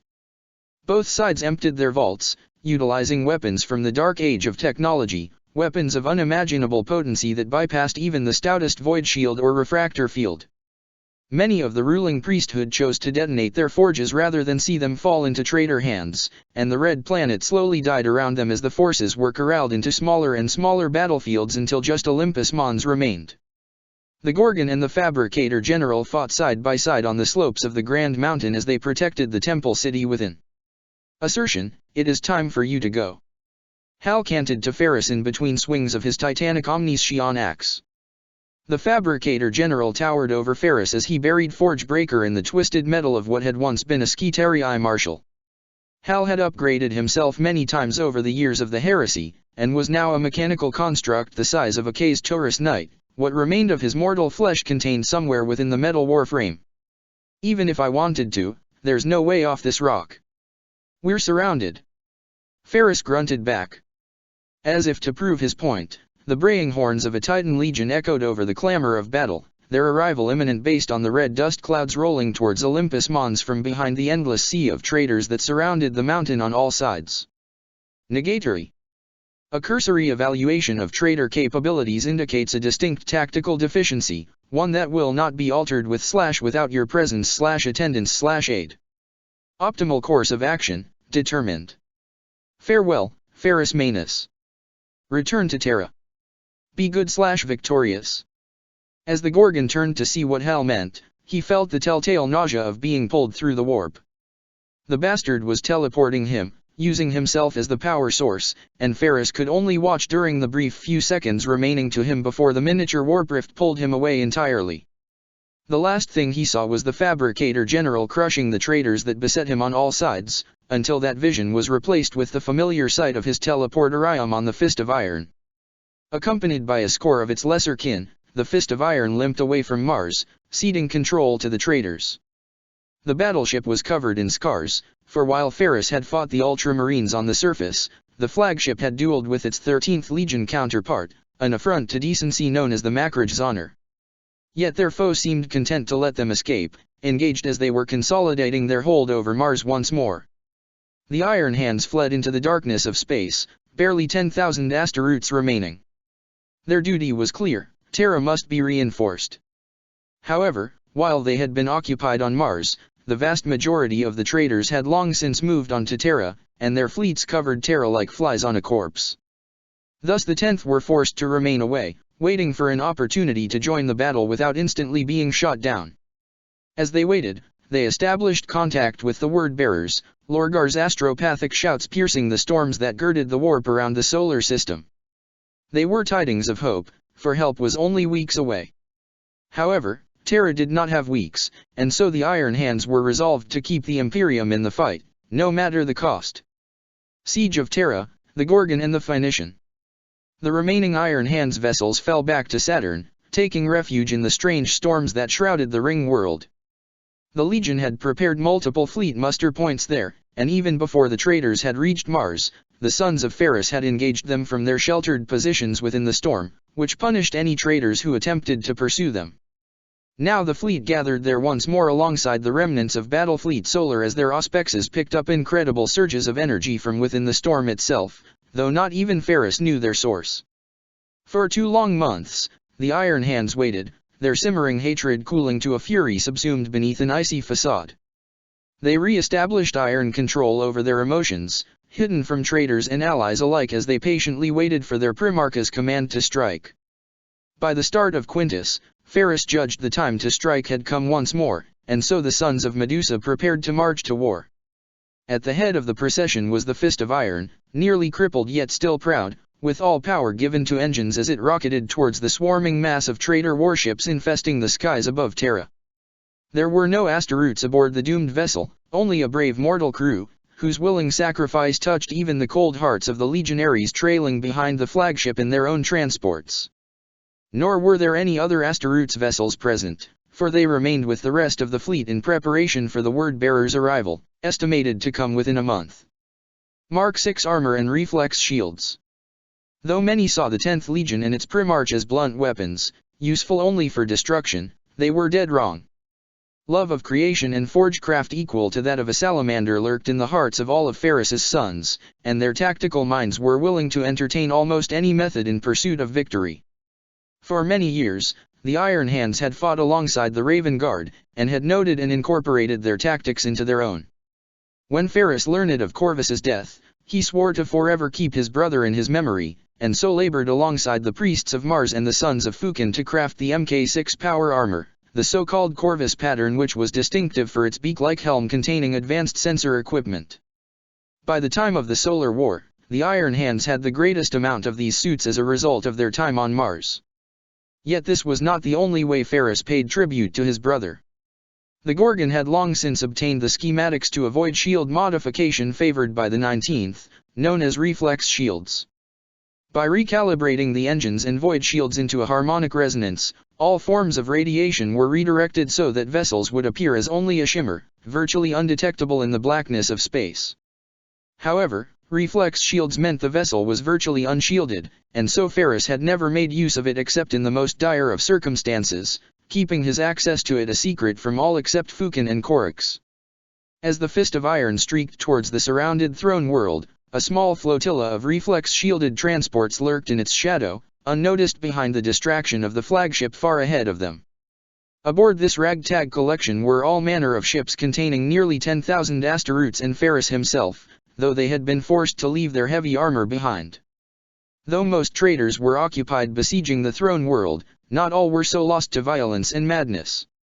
The guns of Perturabo began to lash out, flaying the hull and outer decks alike as they inflicted 1,000 cuts to the glorious charge of Ferris's flagship. Yet the Fist was a Gloriana-class battleship, a titanic chariot that had borne a Primarch for almost 200 years, and despite how much damage it had taken, it was still intact enough for this final, glorious duty. The Fist of Iron did not slow as it plowed through the lesser vessels, maintaining the picket lines, frigates, and destroyers shattering beneath its furious charge. Its rampage drew all eyes to it as it cleared a path through the traitor lines, and none bothered to look too closely at its wake as it streaked past. The Primarch's flagship smashed into the heart of the traitors, clustered as they were above the Imperial Palace, where it finally began to take fire from all sides. Outnumbered 10,000 to 1, the crew of the Fist of Iron broadcasted one final message of loyalty before intentionally detonating their overloaded reactors. Though reactor detonations are less catastrophic than warp engine explosions, the effects were still cataclysmic. The grand battles and explosions taking place across Terra paled in comparison, and traitors and loyalists alike looked up to witness the death of nearly 1,000 warships all at once. Hundreds more vessels were showered with debris, countless shrapnel skewering those closest, and many smaller vessels detonated as well, a chain reaction across the traitor fleet. However, such losses, while significant, were far from crippling, as thousands more remained unharmed, and soon resumed the siege, content that the threat had been dealt with. Yet had they been more vigilant, they might have been prepared for the next hammerfall. Hundreds of craft swarmed out of hidden transports, thunderhawks, and stormbirds and all manner of vessels, accompanied by thousands of drop pods, though most were empty. The remaining might of the 10th Legion streaked towards the traitor camps encircling the Imperial Palace, another Fist of Iron striking from above with no less force than their deceased flagship. The Iron Hands knew just where to strike, for Fukin had updated Ferris on the status of the siege while they remained in hiding, and so the 10th moved as one toward one foe in particular, the siege camps of the Emperor's children. Throughout their time on Mars, Ferris and the 10th had waited for a chance to face the Legion who had once been as close as brothers to them, and their time had finally come. The forces of the Iron Hands struck the corrupted ground occupied by the Emperor's children with the force of a meteor. Relying on the element of surprise to make up for their deficiency in numbers, the 10th smashed through the lines of the 3rd as they made their way toward the center of the camps. Their targets were easy to spot, 7 massive siege engines kilometers in height, their towering bulk shimmering with the unholy energies of the warp that sustained such colossal constructions. Yet reaching them would be no easy task, for shambling hordes of the 3rd Legion blocked their path. The Emperor's children had greatly changed since the 10th had last seen them. Their bright purple livery had faded to the color of an old bruise, the shiny gold now covered in soot and dust. Buzzing flies filled the air of the camp, audible even over the constant droning of the despair-inducing dirge casters, while puddles of filth and sewage covered the grounds. Cold iron met rotting flesh as the 2 legions slammed into each other. The Iron Hands were an unstoppable sledgehammer, smashing through the camps with incredible intensity, and the Emperor's children fell before them. Yet the 3rd refused to stay dead, and many sons of Ferris fell, shot from behind by those they had seemingly killed moments before. Shambling plague marines, accompanied by hordes of risen poxwalkers formed from dead Imperial Army soldiers, began to close in on all sides. Most of the charges slowed before coming to a grinding halt, as 2 legions pushed against each other to see which would break first. Yet there was one that did not, for even the plague marines could not halt the rampage of a Primarch. Ferris Manus was death incarnate, his Medusan carapace and forge breaker unleashing annihilation to all that approached him. Accompanying him was a spearhead of his chosen sons from clan of Irnii, nearly 1,000 Morlocks clad in Terminator warplate led by 1st Captain Gabriel Santa. Gabriel Santa. After Amadeus Duquesne's murder at the hands of Belisarius Call, the 10th Legion was in need of a new 1st captain, and so Ferris Manus promoted his bodyguard Gabriel Santa to fill the role. Santa and Duquesne had never gotten along. Duquesne was personable, inspiring, and passionate. Santa was cold and suspicious, a brutal leader who possessed far more bionics than the average legionary. Where Duquesne had favored the alliance with the Salamanders and Raven Guard, Santa had promoted the Legion's connections with the Emperor's children. Santa seemed to be a man of contradictions. He was not afraid to rebuke his Primarch, and often urged caution, a legacy of his time protecting Manus.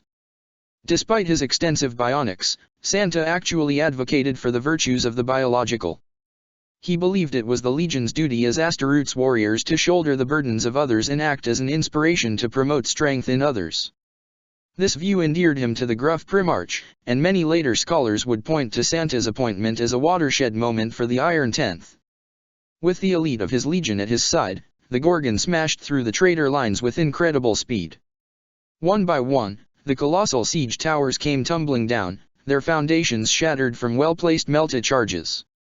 Hope filled the hearts of those watching from the palace walls as they observed the noxious clouds overhead begin to clear, and Imperial army soldiers fought with new fervor as this aid unlooked for inspired them to fight with growing ferocity. As Manus approached the final tower, he established Vox communication with the palace, requesting support and extraction. However, it seems he was too hasty, as his charge began to bog down.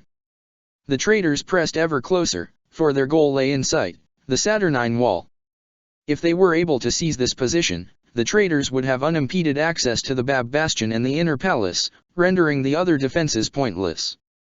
The enemy was thicker than ever there at the final tower, the elite of the Emperor's children moving to block their path to the siege tower, which rumbled ever closer to the palace walls. Deafening waves of sound blasted from colossal dirge casters, nauseating the mortal defenders, for even the cover of the walls could not protect them from the sonic attack.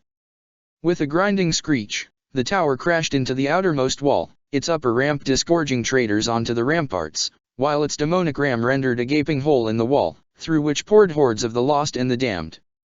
All around the base, the iron hands struggled to pierce the traitor defenses to get close enough to bring it down, barely 300 out of 1,000 still at their Primarch's side. The clouds began to thicken once more, raining down soot, while the buzzing of insects intensified as swarms of demonic pests began to cover the ground.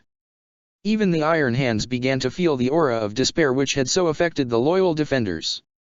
Hulking Terminators shambled into combat with their Morlock counterparts, who reacted with horror as they recognized them as the Phoenix Guard, the elite bodyguard of their Primarch, which could only mean one thing: Fulgrim was here.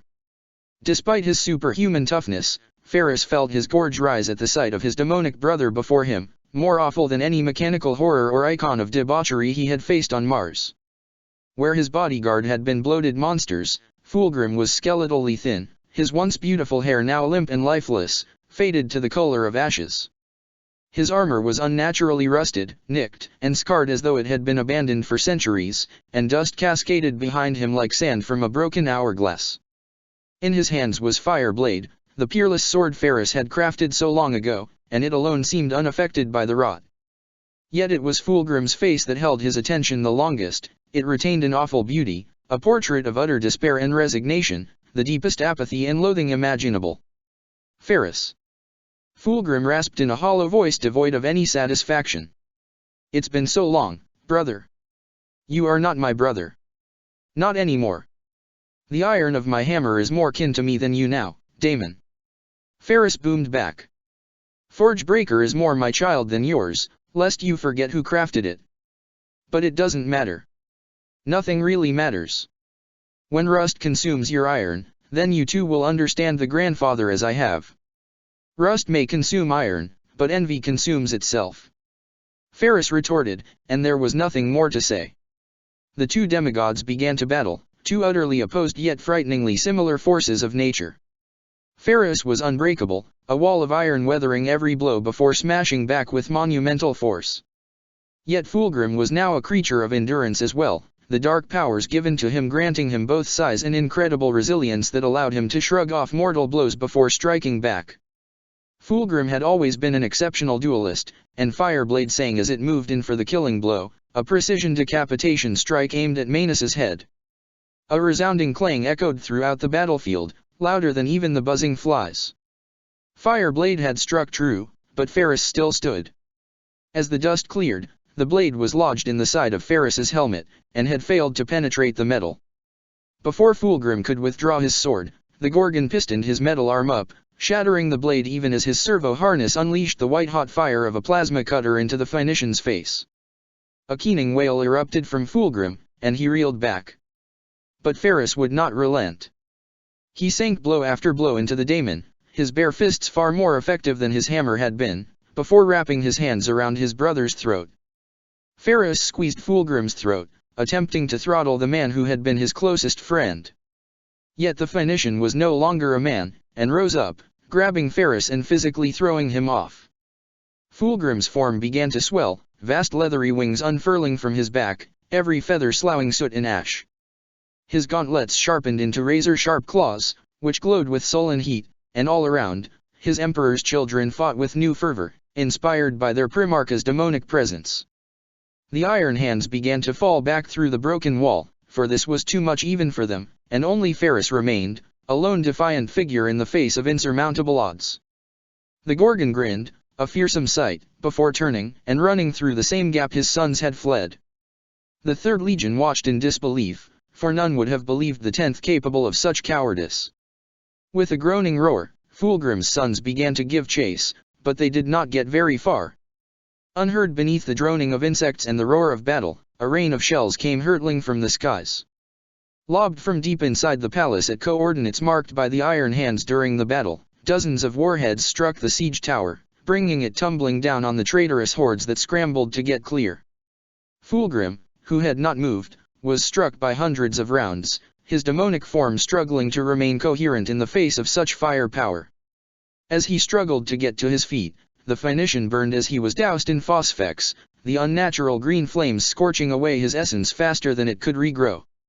In the confusion, Ferris had returned from the palace, and now stood above his brother, every weapon in his servo harness firing without cease. When the smoke cleared, only Ferris remained, unbroken above a pile of ash. As the Emperor's children witnessed their father's banishment, they began to fall back en masse. Their mortal allies were soon routed, and the gaping wound in the Saturnine wall was soon bulldozed shut once more, leaving only scars and ash to mark the traitors' advance. The Iron Hands had achieved a seminal victory over their foe, inflicting devastating casualties and gaining the palace a brief respite. However, this was borne at a high cost, losing nearly 8,000 Asteroutes, including 9/10 of Clan of Irnii, which contained most of the Legion's veterans. With Horus wounded and unconscious, Mort Arian missing, and Fukin busy commanding, it fell to Ferris to lead the rapid reaction forces, and for an entire week, he led his sons without rest throughout the length of the palace. They defended ever-shrinking lines as the Iron Warriors and Crimson Fists swarmed through the overwhelmed defenders in search of the final kill. Yet their efforts had not been in vain, and hope soon arrived to light their darkest hour. Striking from above like vengeful bolts of lightning, the Night Lords had arrived in the nick of time. Thousands of midnight blue armored legionaries filled the palace, driving the foe back on all sides and relieving the beleaguered defenders. In orbit, the dozen or so Iron Hands vessels had come alongside the remnants of Battle Fleet Solar to join the armada of the Word Bearers, and together they broke the traitor fleets, who began fleeing for their lives. The Gorgon knew nothing of this, however, ensconced deep within the palace in their last-ditch efforts to repel ever more frantic traitor attacks. As Ferris rallied his men for one final push, joined by the Custodes themselves, he stiffened, his mind assaulted by a vision. Ferris blinked. The noise and tumult in the crowded halls of the inner sanctum were gone, replaced with an endless expanse of dunes softly whispering as the winds blew over them. Looking at his arms, they were as they were centuries before, the ever-creeping silver barely past his wrists instead of beyond his elbows. "My son." A bass voice that the Gorgon would recognize anywhere boomed from behind him, and the Primarch turned around. There stood his father just as Ferris remembered him, a proud man in heavy armor, and on his head was a scarlet-plumed helmet. In one hand was a tall lance of purest silver with an aquiline banner, and an auric sword in the other, whose end was buried in the corpse of a reptilian beast, stirring feebly at the Emperor's feet. Its scales were iridescent gray, shining with the light of devoured stars, and hints of green veins could be seen beneath its rippling hide. "Father."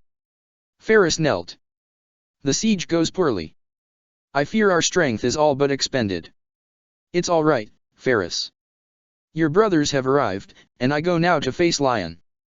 The Emperor grasped Ferris by the shoulder, staring into the Primarch's eyes. "This siege will not last forever, and humanity faces other threats than that of chaos. We are not machines, my son. The human spirit is more indomitable than most give it credit for. It has kept us going and will allow us to persist for many millennia to come, and we must not neglect it in favor of the body. Take me with you, father." We could face the arch-traitor together. It's too late for that. Do not forget what you have seen and heard here. You must be my pillar of iron, do not be afraid to shoulder the burdens of the common man. Beware of the thinking machines, and reject the empty promises of the gods out among the stars. Post-heresy, tempered by fire. Assisted by the vengeful custodes, the Iron Hands led the final push in defense of the inner sanctums near the entrance to the imperial dungeons. Though vastly outnumbered, the 10th gave a valiant account of themselves, claiming the lives of many traitors before the battle ended. By the time the siege had finally come to an end, the Iron Hands found themselves nearly extinct. Only 1,000 still lived upon Terra, and many of those required dreadnought implantation to survive. The Iron Hands spent many months assisting the repair efforts, recovering their dead from beneath mounds of corpses and saving their gene seed for future use. Only 5 vessels of the 10th had survived the battle in orbit, and so those that had were soon filled with the equipment of the slain to be taken back for later use. Though his legion was the smallest present on Terra, the Iron Hands held the distinct advantage of having the most active Primarch. Of the 6 Primarches who had been on Terra at the time of the siege, only Ferris remained in command. Horus and Mort Arian were incapacitated, Conrad Kurz was dead, and Lorgar and Fukin were busy governing Terra and keeping the imperial bureaucracy moving lest it stop and not start up again. Ferris I had long been stoic, and though he grieved as much as any other at the Emperor's fall, he knew he could not allow this to break him.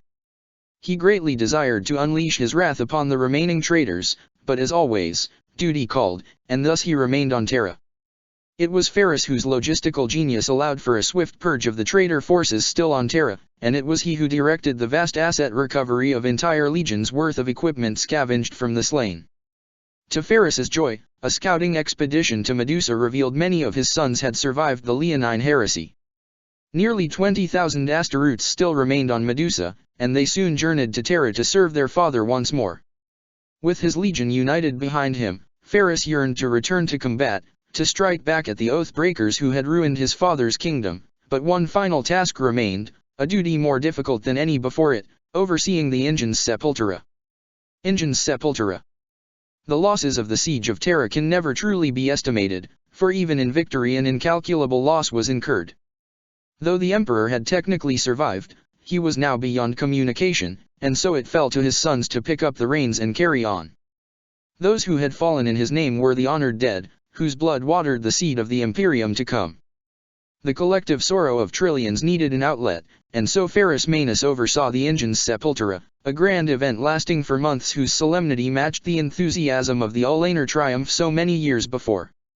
The catharsis of an empire was expressed through the thousands of smaller funerals being held. The honored dead of 9 legions and soldiers of all branches were cremated and buried within the vast halls of the Tower of Heroes, and many hours were given to eulogies and epitaphs.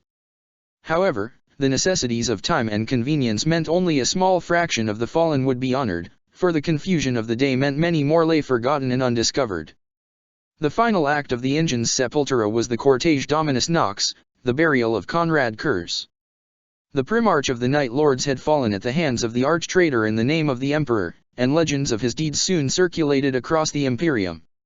Such a martyr required a suitable burial, and so Ferris gathered his remaining brothers to lead this grand procession. The rubble of the biggest war in humanity's history was swept aside, and for an entire week, nearly 40,000 Astaroths of the 8th Legion marched across the width of the Imperial Palace as they accompanied the casket containing their fallen Gene Father. At the very end, Kurz's surviving brothers hoisted the bier, carrying their fallen brother in somber procession to be laid in the imperial crypt contained within the Tower of Heroes, and together they carved his name at the very summit of the Column of Glory. The bell of lost souls, which had been ringing throughout the Ingens Sepultura, told one final time that day for Conrad Kurz before falling silent once more. The Gorgon gathered the scattered forces of many legions, using his authority and martial genius to forge a new weapon to strike back at the traitors, thus initiating the scouring. The Iron Hands and their allies began to prowl the solar system, striking out at targets marked out for them by forces of the Alpha Legion. Their first target was Mars, and Ferris himself led the 4th conquest of Mars, accompanied by legions of Adeptus Mechanicus cohorts from across the galaxy who sought to join in the liberation of the Forge World Principle. As ever, their political jockeying and naked ambition disgusted Ferris, Kulberhal had earned the Gorgon's respect for his sacrifice, but his successors were unworthy imitations, and thus the Gorgon remained a distant commander and only rarely interacted with them. Under his brilliant generalship, the forces of the Scouring smashed through the disunited Dark Mechanicum forces mismanaging Mars. Soon the traitors were falling back across the planet, scurrying into the vast network of tunnels stretching beneath the surface, and although attempts to pursue them were made, the warrens proved too vast. Ferris ordered the tunnels sealed, their entrances caved in and placed under guard for all time lest they return. However, one final concentration of traitors remained, one so dangerous it required Ferris's attention personally, the armies of Belisarius Call. The Heretic Supreme had over a year and the resources of Mars to perfect his craft, and the Iron Hands battled many abominable chimeras attired in the livery of the 13th Legion. These scions of Guilliman were taller and faster than regular Asteroutes, clad in strange armor variants and possessing gravitic vehicles that far surpassed even those of the technologically minded 10th Legion. Yet for all their might, they were few, and the Loyalists were many, and so Call's forces were pushed back, though the traitor himself escaped. In the ruins of his laboratories, an unsettling discovery was made. The headless corpse of an apothecary from the Emperor's Children was discovered, one that lacked the diseased mutations of his kin. However, Ferris had little time for such mysteries, opting instead to pursue Call as he retreated.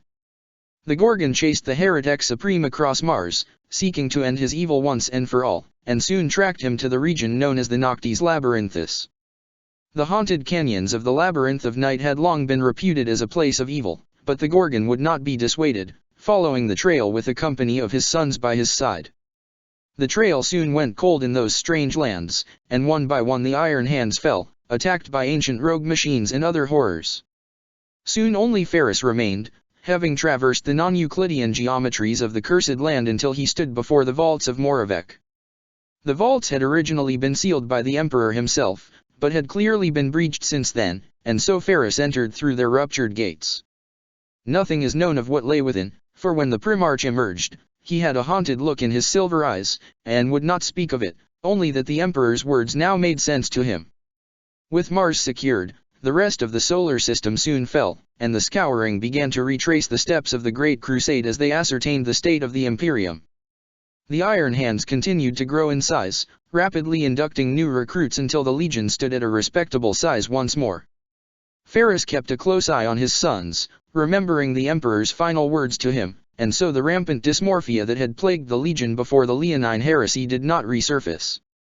However, the Gorgon remained distant from these newer sons, preferring to spend his time with the Legion's dreadnoughts who still remembered the 10th as they were before the fires of betrayal. Eventually he could take it no more, and 10 years after the reconquest of Mars, Ferris Manus traveled to Terra to meet with Fukin.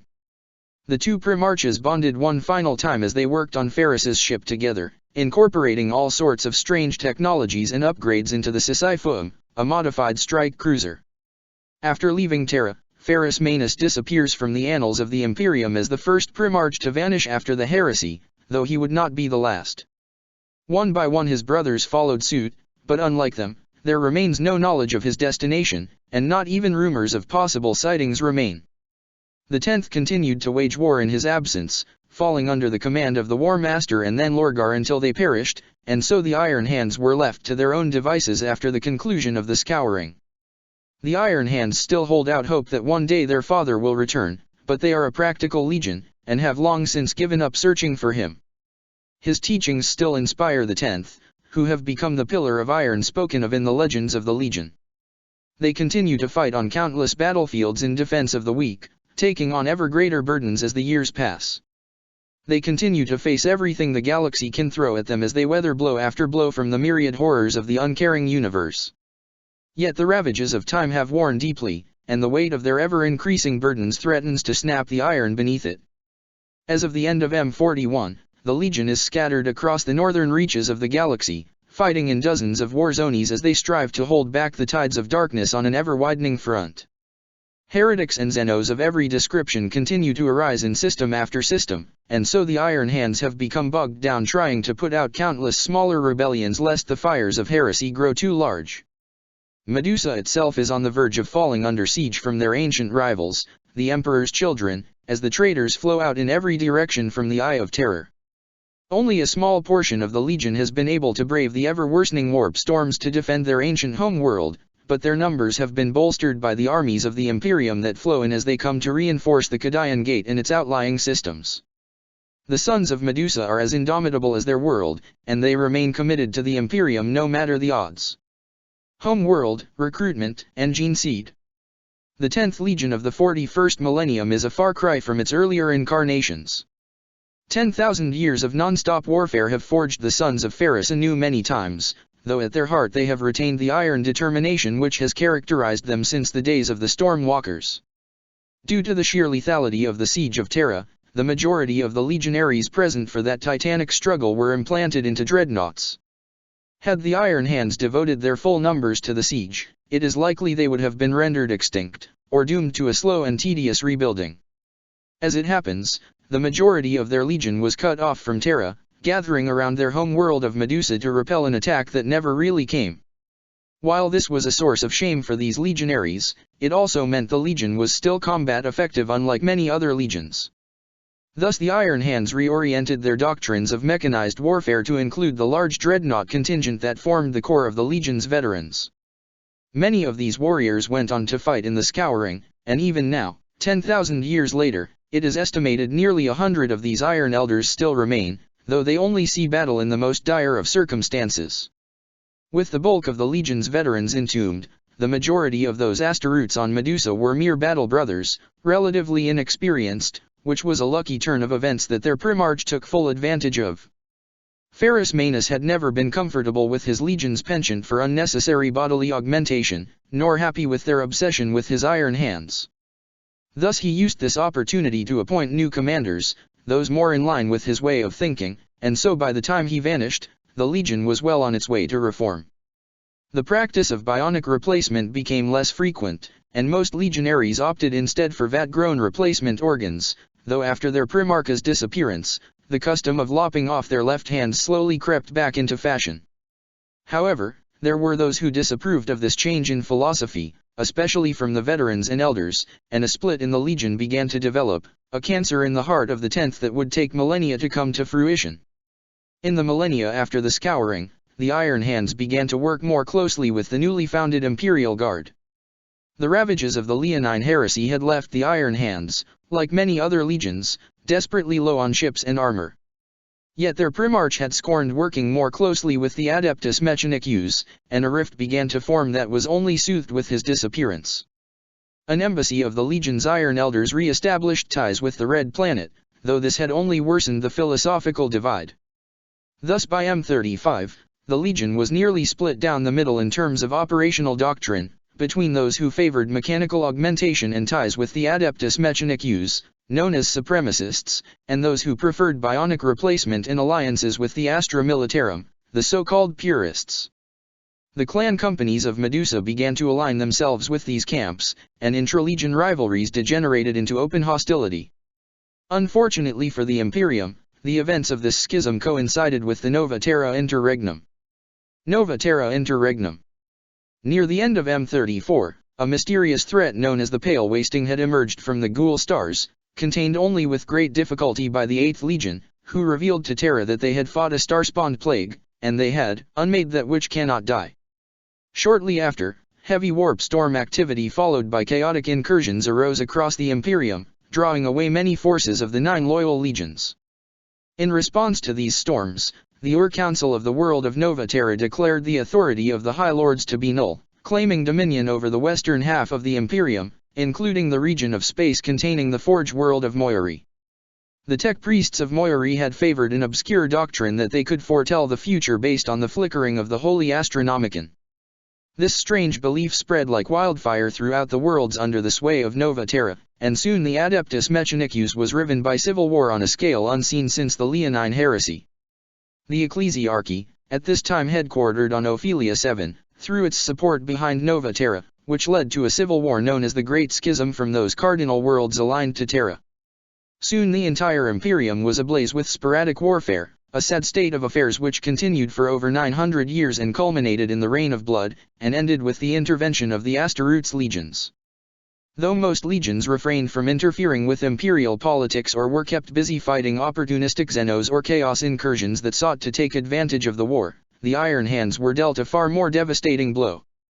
The tenets of Moiri had infected the supremacists, and under the leadership of Iron Captain Hecken, Clan Rockon initiated open warfare against Clan Moragul, and the clans aligned with them renamed themselves to be the Sons of Medusa, while their purest opponents claimed the title of Red Talons. The 10th Legion was split between these two factions, and within 10 years, a third of the Legion had died, including nearly half of the Iron Elders, an incalculable loss of wisdom. Not since the dark days of the Leonine Heresy had a Legion turned upon themselves in such a manner, and the Iron Hands tore themselves apart with methodical and calculated fury. In the end, the schism came to an end with the destruction of Moiri, and the Adeptus Mechanicus purged themselves of their pernicious dogmas. The Iron Hands were rescued from total destruction through the intervention of the Night Lords, who brought news that Nova Terra had been controlled by the dreaded Fire Wing of the Dark Angels, a foul plot to weaken the Imperium. With this news, many supremacists abandoned Clan Rockon and the tenets of Moiri, and thus the 10th was whole once more. In the wake of this schism, Clan Rockon and the remaining clan companies were purged and refounded. The Legion was incredibly thorough, and no more than a handful of traitors escaped their wrath, fleeing into the nearby Eye of Terror. The Iron Hands rededicated themselves to the Imperium once more, and have remained loyal ever since. They had purged themselves of the last vestiges of their unhealthy fixation of steel over flesh, which many had speculated was a quirk of their gene seed. This was now proven false, and to this day, the Iron Hands exhibit a remarkably pure gene seed. While their legion has never reached the size of the Word-Bearers or Night Lords, they remain one of the middle to larger legions.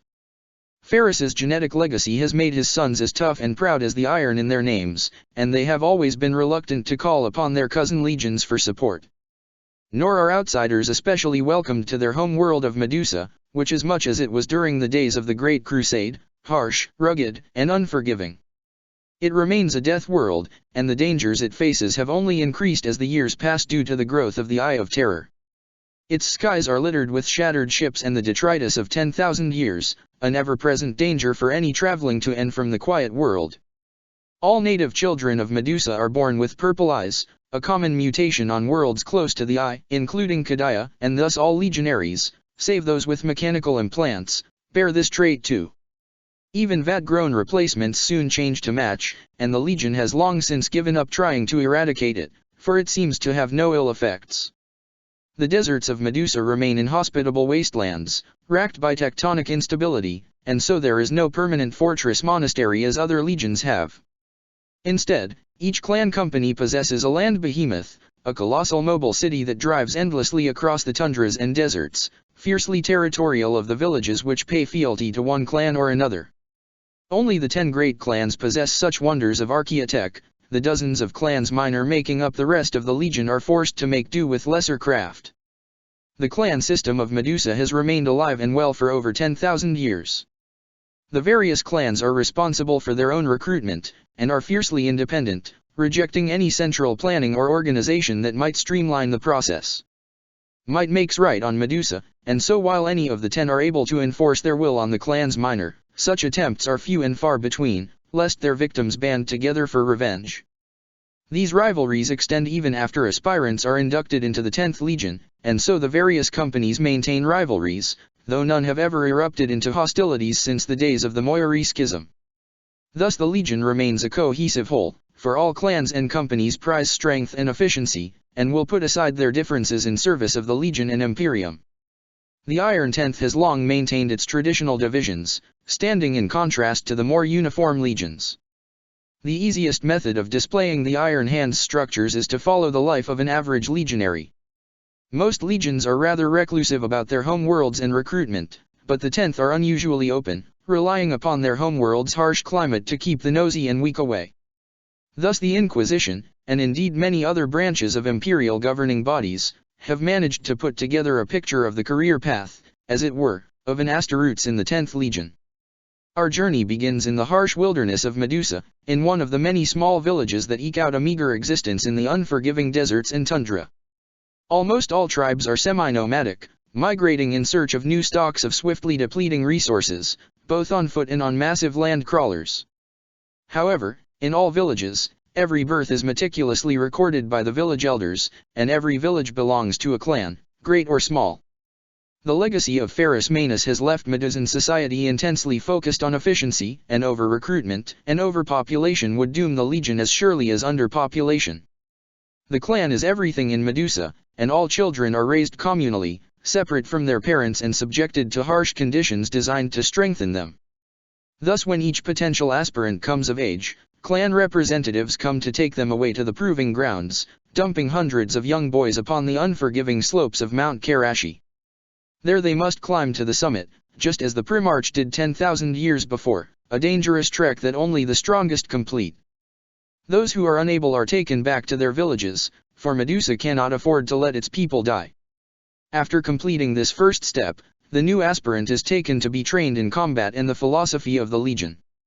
As he ages, the recruit is implanted with the various organs required to become an Astaroutes, and within 5 years, is ready to join the scout company of his clan. Until this stage, the aspirant has trained with all others, but from now on, the clan becomes his life. It is at this stage where hypno-indoctrination is utilized for the first time, a marked contrast from the other legions, who tend to utilize it throughout. However, the method the Iron Hands use for hypno-indoctrination is a closely guarded secret, the Iron Rot Chip. Iron Rot Chip. In the glory days of the Great Crusade, the concept of hypno-indoctrination was relatively unknown, utilized only by outliers such as the Death Guard, who faced such horrors as to test the nerve of even the hardiest. However, the fires of the Leonine Heresy burned the Imperium deeply, and in the wake of such a catastrophe, many began to question just how half of the Emperor's legions turned their backs on the master of mankind so easily. Thus under the command of War Master Lupercal, the mass rush techniques were banned, as it was believed the morally and psychologically unsuitable were not being weeded out properly. The process of recruitment was greatly slowed after the scouring, and hypno-indoctrination became the norm across the loyal legions, creating a deep-seated loyalty in the new generations of Astaroutes. While most Astaroutes aspirants gain experience through the use of hypnocasks, the Iron Hands have rejected the use of such slow and cumbersome methods. In their place, hypno-indoctrination is done through the use of the semi-heretical Iron Rot Chip. This cunning artifice was developed by the legendary Frater Thaumatica, who fused an Archaeotech relic known as the Heart of Iron with the Doctrina wafers of the Legio Cybernetica. The Iron Rot Chips are implanted in the brains of every legionary of the Iron Tenth, and the marked improvements in coordination and intelligence often appear after the surgery. Each legionary thus implanted becomes his Primarch in miniature, a noble warrior of peerless strength who is willing to sacrifice himself to help others. However, many suspect ulterior functions in these chips, especially Puritans in the fortresses of the Inquisition. The 10th Legion is also noted for the use of cortical dampeners, unobtrusive discs of metal used in enemy ship boardings when targets are ordered to be taken alive. Those implanted with dampeners become sedate and obedient, incapable of voicing dissent no matter their prior loyalties. There is an uncanny resemblance between the design of the Iron Rot Chips and the cortical dampeners so favored by the 10th, and the Inquisition has tried many times to get its hands on such devices, though they have yet to succeed. Thus as the aspirant is trained as a scout, he is immersed in the idiosyncrasies of his particular clan, and by the time he passes the final trials to become a fully fledged Astaroutes, he is a full member of his clan. From there he fights like every other legionary, gaining experience as a line brother, and with experience and skill may rise to become a sergeant, and later a captain as the head of his own company. Yet this is but the surface of the legion. The Iron Hands adhere to a system known as organized compartmentalization. Every part of the legion is akin to a cog in a machine, with its own particular role and duties. Thus some companies specialize in assault, or armored warfare, or even more mundane tasks such as liaison or ambassador to other factions. The sum total of this organization forms a gestalt whose efficacy far outweighs the sum of its parts, and there are few sights more fearsome than an iron host descending upon the foe in their thousands.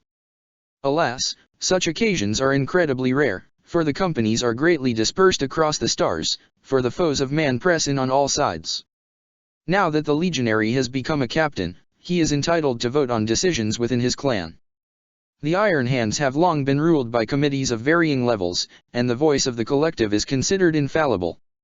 Even the top echelons of the legion are ruled thus. After serving as captain for many years, the Asteroutes may ascend to become chieftain, the equivalent of chapter master in other legions, and is responsible for not only the battle brothers under his command, but also the mortal men and women of his clan back home on Medusa.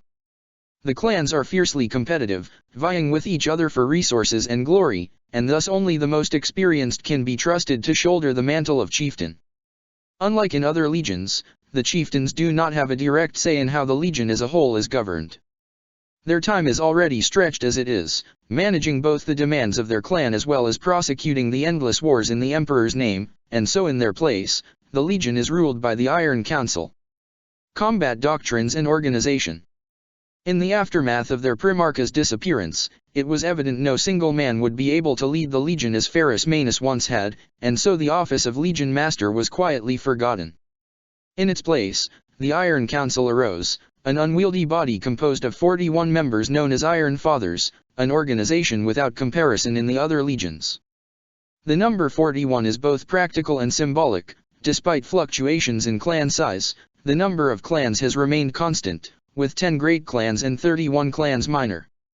The number is also symbolic of the mountains of Medusa's Iron Peaks, the vast range whose apex is the legendary Mount Karashi, the grand summit who is represented by Clan of Irnii, the glorious first clan. The Iron Council does however periodically elect members from among their ranks to serve as Iron Lord, a temporary role akin to the dictators of the ancient Romae, who were chosen to lead in times of great trouble. However, such an election is not undertaken lightly, and most Iron Lords die in the course of battle as opposed to being asked to step down after a crisis has abated. In place of chieftains on the Iron Council, the ranks of this hallowed institution are filled by the wisest of the clan. Most often, the Iron Fathers of the clans minor come from the tech marines of the Legion, long respected for their knowledge of the mechanical. In the great clans, nearly all are represented by venerable dreadnoughts, who have survived since the dark days of the Leonine Heresy. However, such ancients cannot long stay awake, and so their authority is mostly in name only, and the day-to-day decisions are carried out by lesser representatives from the great clans. However, as of M41, there remains one notable exception to this trend, the infamous Clan Rakan.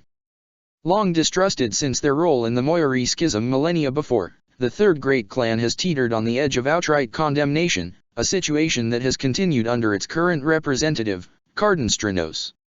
Iron Lord Cardenstranos. Few of the 10th Legion are as cold and unforgiving as the infamous Cardenstranos, the Iron Heart of the Iron 10th, but harsh times call for harsh measures. Across the Imperium, the Iron Hands are renowned for their strength, for being willing to shoulder the burdens of others in a way few others do. Indeed, many past legionaries are beatified as saints of the ecclesiarchy, and the Iron Hands are incredibly close compared to other legions. Yet few of these traits are present in its leader, who is both shunned and honored for his actions. Unlike the vast majority of legionaries, Stranos has performed the almost sacrilegious act of transferring clans. It is technically not forbidden to change clans, but it is seen as grave disrespect to one's original clan, and clans who accept such refugees are looked down upon. Once a sergeant of Clan Virgion, he willingly transferred to Clan Gersak in order to advance his career, before changing once more to Clan Rakan when the opportunity for advancement presented itself.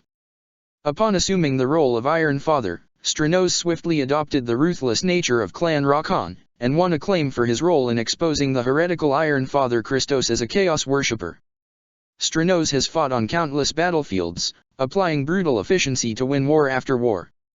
He espouses a philosophy of heavy reliance upon the machine, suppressing his emotions in his belief in the old credo that the flesh is weak, and most of his body is now mechanical. Stranos was originally named Iron Lord to handle the incursion of Hive Fleet Moloch, a Tyranid splinter fleet that swept westward after the destruction of Hive Fleet Behemoth in 745-M41. Stranos rallied nearly half the legion to the cause, not only surviving but emerging the victor in a climactic battle in the Regis system. Since then, he has led the legion to countless victories over the course of nearly 3 centuries, and is the longest leader since the Primarch himself. Technically the Iron Council could order him to step down at any time, but none can say how Stranos might react to such a command, and many tremble at the thought of a mighty legion such as the Iron Hands falling to civil war at such a dark time in the Imperium's history. Under the commands of Iron Lord Stranos, the Iron Hands have continued to flourish, and are spread across many battlefields in defense of the Imperium. Though cruel, Stranos prizes the purity of the machine, and has yet to impose his ideology upon the rest of the Legion, possibly out of caution that it might interfere with the Legion's efficiency. The 10th Legion is primarily active in Segmentum Obscurus, single-handedly patrolling the wild region with little aid. Though Medusa is incredibly close to the Eye of Terror, there is little need for the Legion to patrol its shoals, for such is the domain of the Space Wolves, and the two legions are highly close as a result of this arrangement. The 10th still maintain heavy fortifications around their home system, but most of their forces are deployed elsewhere, on many different battlefields. The combat doctrines of the 10th are tied to their clans, and thus it is a rare occasion for two clans to be deployed to the same war zone. However, most clan companies utilize similar strategies to what their ancestors did millennia before, placing great focus upon combined arms and mechanized warfare. The 10th Legion has many allies, though a more accurate statement is they have many debtors. Their selfless heroism has won them the praise and admiration from all true servants of the God Emperor, and the undying hatred of heretics and Xenos. Even more than the Space Wolves, the Iron Hands are the closest with the Salamanders, a bond going back to the early days of the Great Crusade.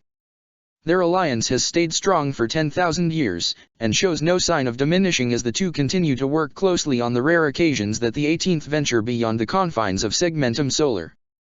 They also maintain good relations with the Sons of Horus, and a competitive rivalry with the Death Guard as to which legion is the toughest. Both place preeminent emphasis on resilience, but the Sons of Ferris are uneasy with the obsession that the Sons of Mortarion have on the concept that might makes right. The Iron Hands prefer to emphasize offensive strength rather than defensive resilience, a philosophy shared by their next closest allies, the Imperial Guard. After the fires of the Leonine Heresy, War Master Horus decreed the Edicts Martial, reorganizing the Imperial Army into the Astra Militarum and forbidding the entanglement of their command structure with that of the Legion's Astaroutes.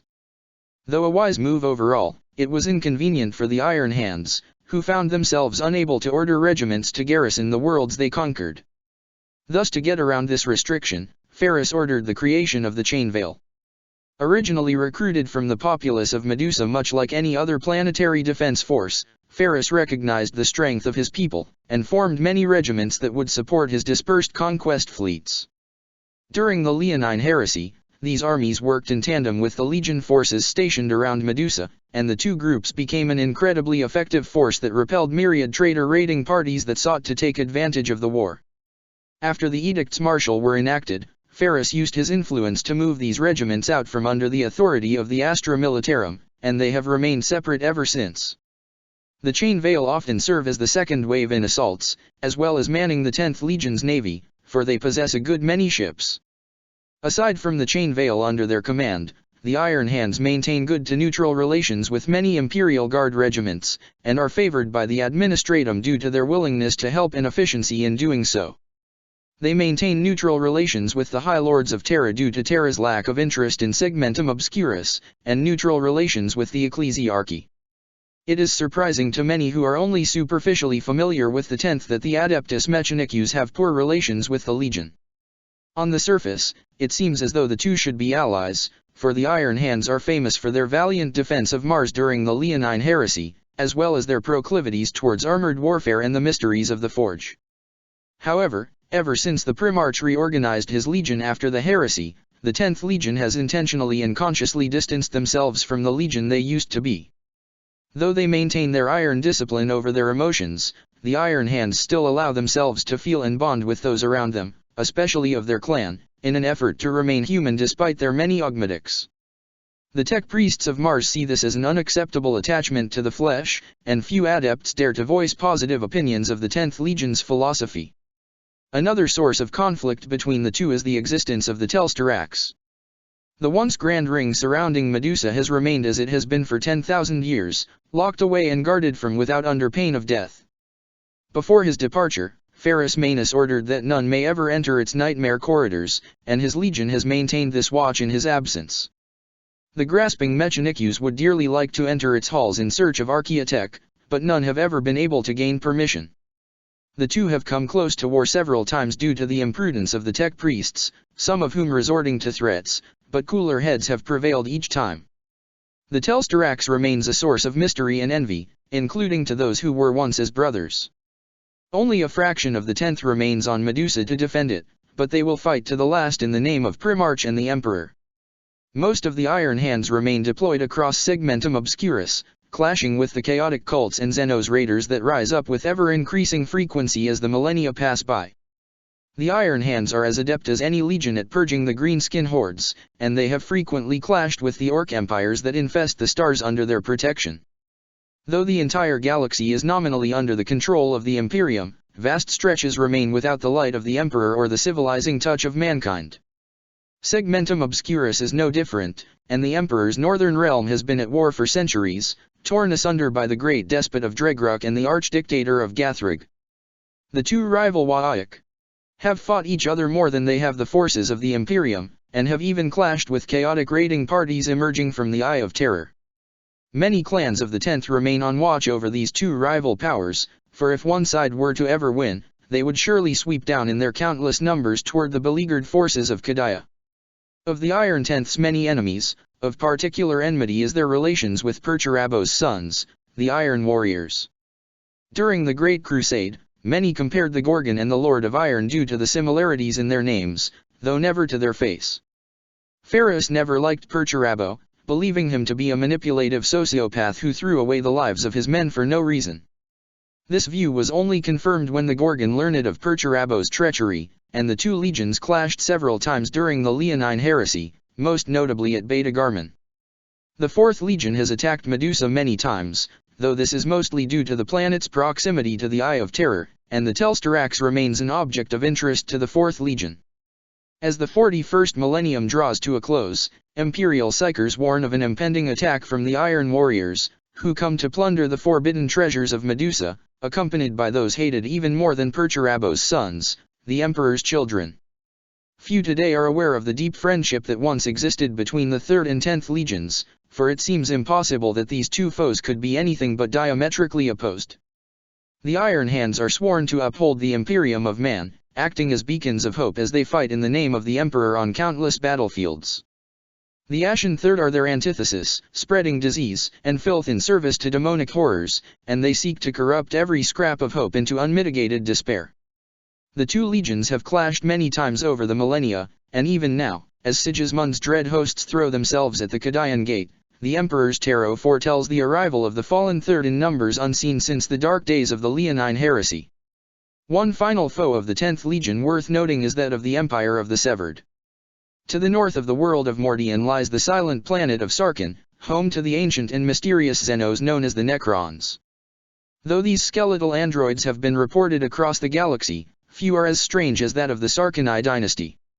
Rather than eradicating all life as is more commonly seen with these foul Xenos, the Severed are known for their extensive use of mind shackle scarabs, released in uncountable numbers onto Imperial worlds. Scouts have come across Imperial worlds whose citizens act in uncanny unison to craft strange black pyramids and silver metallic constructions in service to their robotic overlords. The Iron Hands have sworn to oppose these abominable intelligences wherever they may be found, for such degradation is antithetical to the dignity of man. However, even stranger than this are the rumors that the 10th has been aided by Necrons in fighting against their own kind. On several occasions, Necron tomb ships have reported arriving unannounced to battles between the Iron Hands and the Severed, attacking the legions of the Sarkhanai before departing without a word after the battle has concluded. Whether the Necrons suffer from internal divisions and rivalry is debated by the Inquisition, but it seems clear some sort of connection exists between the 10th and the robotic Xenos, for this phenomenon has never occurred elsewhere in the many recorded interactions between humanity and the Necrons. Beliefs and Warcry. The Iron Hands are a complex legion. From their name and preferred methods of warfare, one could easily assume that this is a legion of cold iron, of merciless logic and no emotions. However, this is simply not the case. The legacy of Ferrus Manus has remained deeply rooted in his sons, and they are fiercely devoted to his memory. His teachings, and those of Medusa, have created a legion with a firm control over their passions, efficient and utilitarian, but still human, with all the failings that come with it. There are few things more fearsome than an Iron Hand's army that has given into rage, and it is a heart-wrenching sight to see the sons of Ferris grieving over the corpses of those they failed to save. However, the most defining emotion of the 10th Legion, one that sets them aside from all others, is optimism. The sons of Ferris truly believe what they're doing is making a difference in the galaxy, despite all the evidence the cruel universe provides to the contrary. Thus they do not hesitate to take on ever-increasing burdens, spreading their forces further and further across Segmentum Obscurus. However, analysts of the Inquisition shudder at the thought of such a noble legion snapping under the strain, and their worst fears might have already come to pass. Abyssal Crusade. In the aftermath of the Nova Terra Interregnum, there was much talk of refounding the Imperium, of a bright new beginning now that such dark days had come to an end. Many wildly optimistic ideas came into vogue, and one such plan, as envisioned by Saint Basilius the Elder, was to assault the greatest known collection of traitors contained within the Eye of Terror. Using his prodigious oratory, Basilius convinced dozens of chapters from the various legions Asteroutes to embark on a grand crusade to destroy the daemon worlds that supported the traitor war effort. Nearly 30,000 Asteroutes, including nearly 10,000 Iron Hands, joined in, and on 321.M37, sailed directly into the Eye of Terror. Within an hour of the fleet entering the Eye, a vast armada erupted out, festooned with the corrupted sigils of chaos. Cadia fell under assault for the first time since the Sixth Black Crusade nearly 400 years before. However, the gate's defenses stood, and the traitors retreated back into the Eye once more. Analysis of the wreckage revealed that these were not from the traitor legions, but once loyal vessels. In the decades following, Basilius the Elder was revealed as an agent of chaos, but it was too late, for heretic Asteroutes raids had already begun to greatly increase, straining the Imperial defenses near breaking point. When the Iron Hands learned the fate of their forces, their fury was great, and they have sworn to bring their fallen brothers to justice. Many traitor warbands now claim descent from Ferris Manus, including the Malefactors, the Iron Drakes, the Steel Confessors, and many more.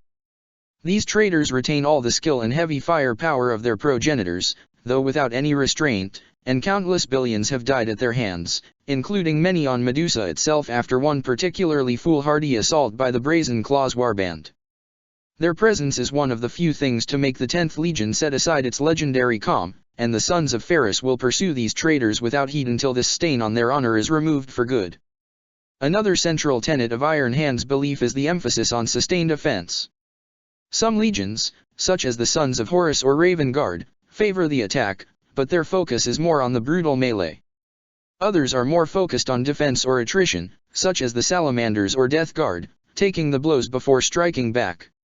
However, the Iron Hands are the sole legion in the Emperor's service to combine these tenets into the unique form of mechanized warfare. By combining overwhelming firepower with rapid redeployment afforded by armor and transports, the assault of the Iron Tenth is next to impossible to stop, even by other space marines. The Iron Hands excel in the precise application of overwhelming force at exactly the right time to break the enemy's defenses, and will not hesitate to fall back in order to land still more blows, a rational assessment known as the calculum rationale. Thus the hammer is kept falling at all times as they maintain a punishing offense even while they are on the defensive, over and over again until the enemy breaks. It is for this reason that the 10th worked so well with the Salamanders and Raven Guard during the Great Crusade, for their brother legions were especially effective at pinning the foe in place, and why they work so well with the Chain Veil in more modern times, whose heavy artillery complements their own. The Iron Hands have a complicated relationship with the concept of faith, be it that of the Ecclesiarchy or of Mars. In the days of the Great Crusade, the 10th were fierce proponents of the imperial truth, finding that its cold rationality complemented their own philosophy as well. However, just as often as they won battles did they witness the subsequent arrival of the Mechanicum, spreading their own dogmas in place of native belief. Oftentimes, the combination of the imperial truth and the priesthood of Mars rendered populations confused and resentful, less willing to follow the emperor based on the hypocrisy they saw. These misgivings only increased after the Leonine Heresy, when the 10th watched the growth of the Ecclesiarchy, aided and abetted by the word-bearers, with growing discomfort. The belief in the god emperor has few adherents in the halls of Medusa, and the cult of Mars fell to a similar level after the Moirai schism, which saw most believers join the side of the rebellion. Thus a cool rationality prevails in the domains of the Iron Tenth, even among the mortal soldiery of the Chainveil. It is not quite the imperial truth, for they do not deny the existence of the supernatural, as evidenced by the existence of their librarium, but nor do they have much belief in anything other than the indomitability of the human spirit. The Iron Hands have maintained the same colors since the days of the Storm Walkers. From head to toe, their armor is matte black, more dull than the rich shadows of the Raven Guard. The sole exception to this bleak color scheme is the burnished silver of their gauntlets, painted in remembrance of their long-lost Primarch. On their left shoulder, the mailed Iron Hand of the Legion icon proclaims a similar tale, while on the right shoulder, symbols of their clan company denote their allegiance. The Sons of Ferris may display few trophies or embellishments on their armor, but their weapons are a different story. The Iron Hands have maintained a strong tradition of tinkering with their weaponry, be it bolter or blade, and many are master-crafted tools of war, far more deadly than the mass-produced armaments of other legions. Only the artifice of the Salamanders comes close to matching their skill, yet another bond between the two legions. There are several war cries favored by the 10th Legion, and the angrier the legion gets, the more often they are chanted. Thus most battles begin in silence as the legionaries focus on quickly landing a devastating blow in hopes of obtaining a sweeping advance to fold up the enemy's flank. Should this hope be dashed and the foe begins to inflict death in return, the 10th will begin to chant, "We will not die," or, "The iron endures," both unnerving phrases when coupled with their incredible resilience.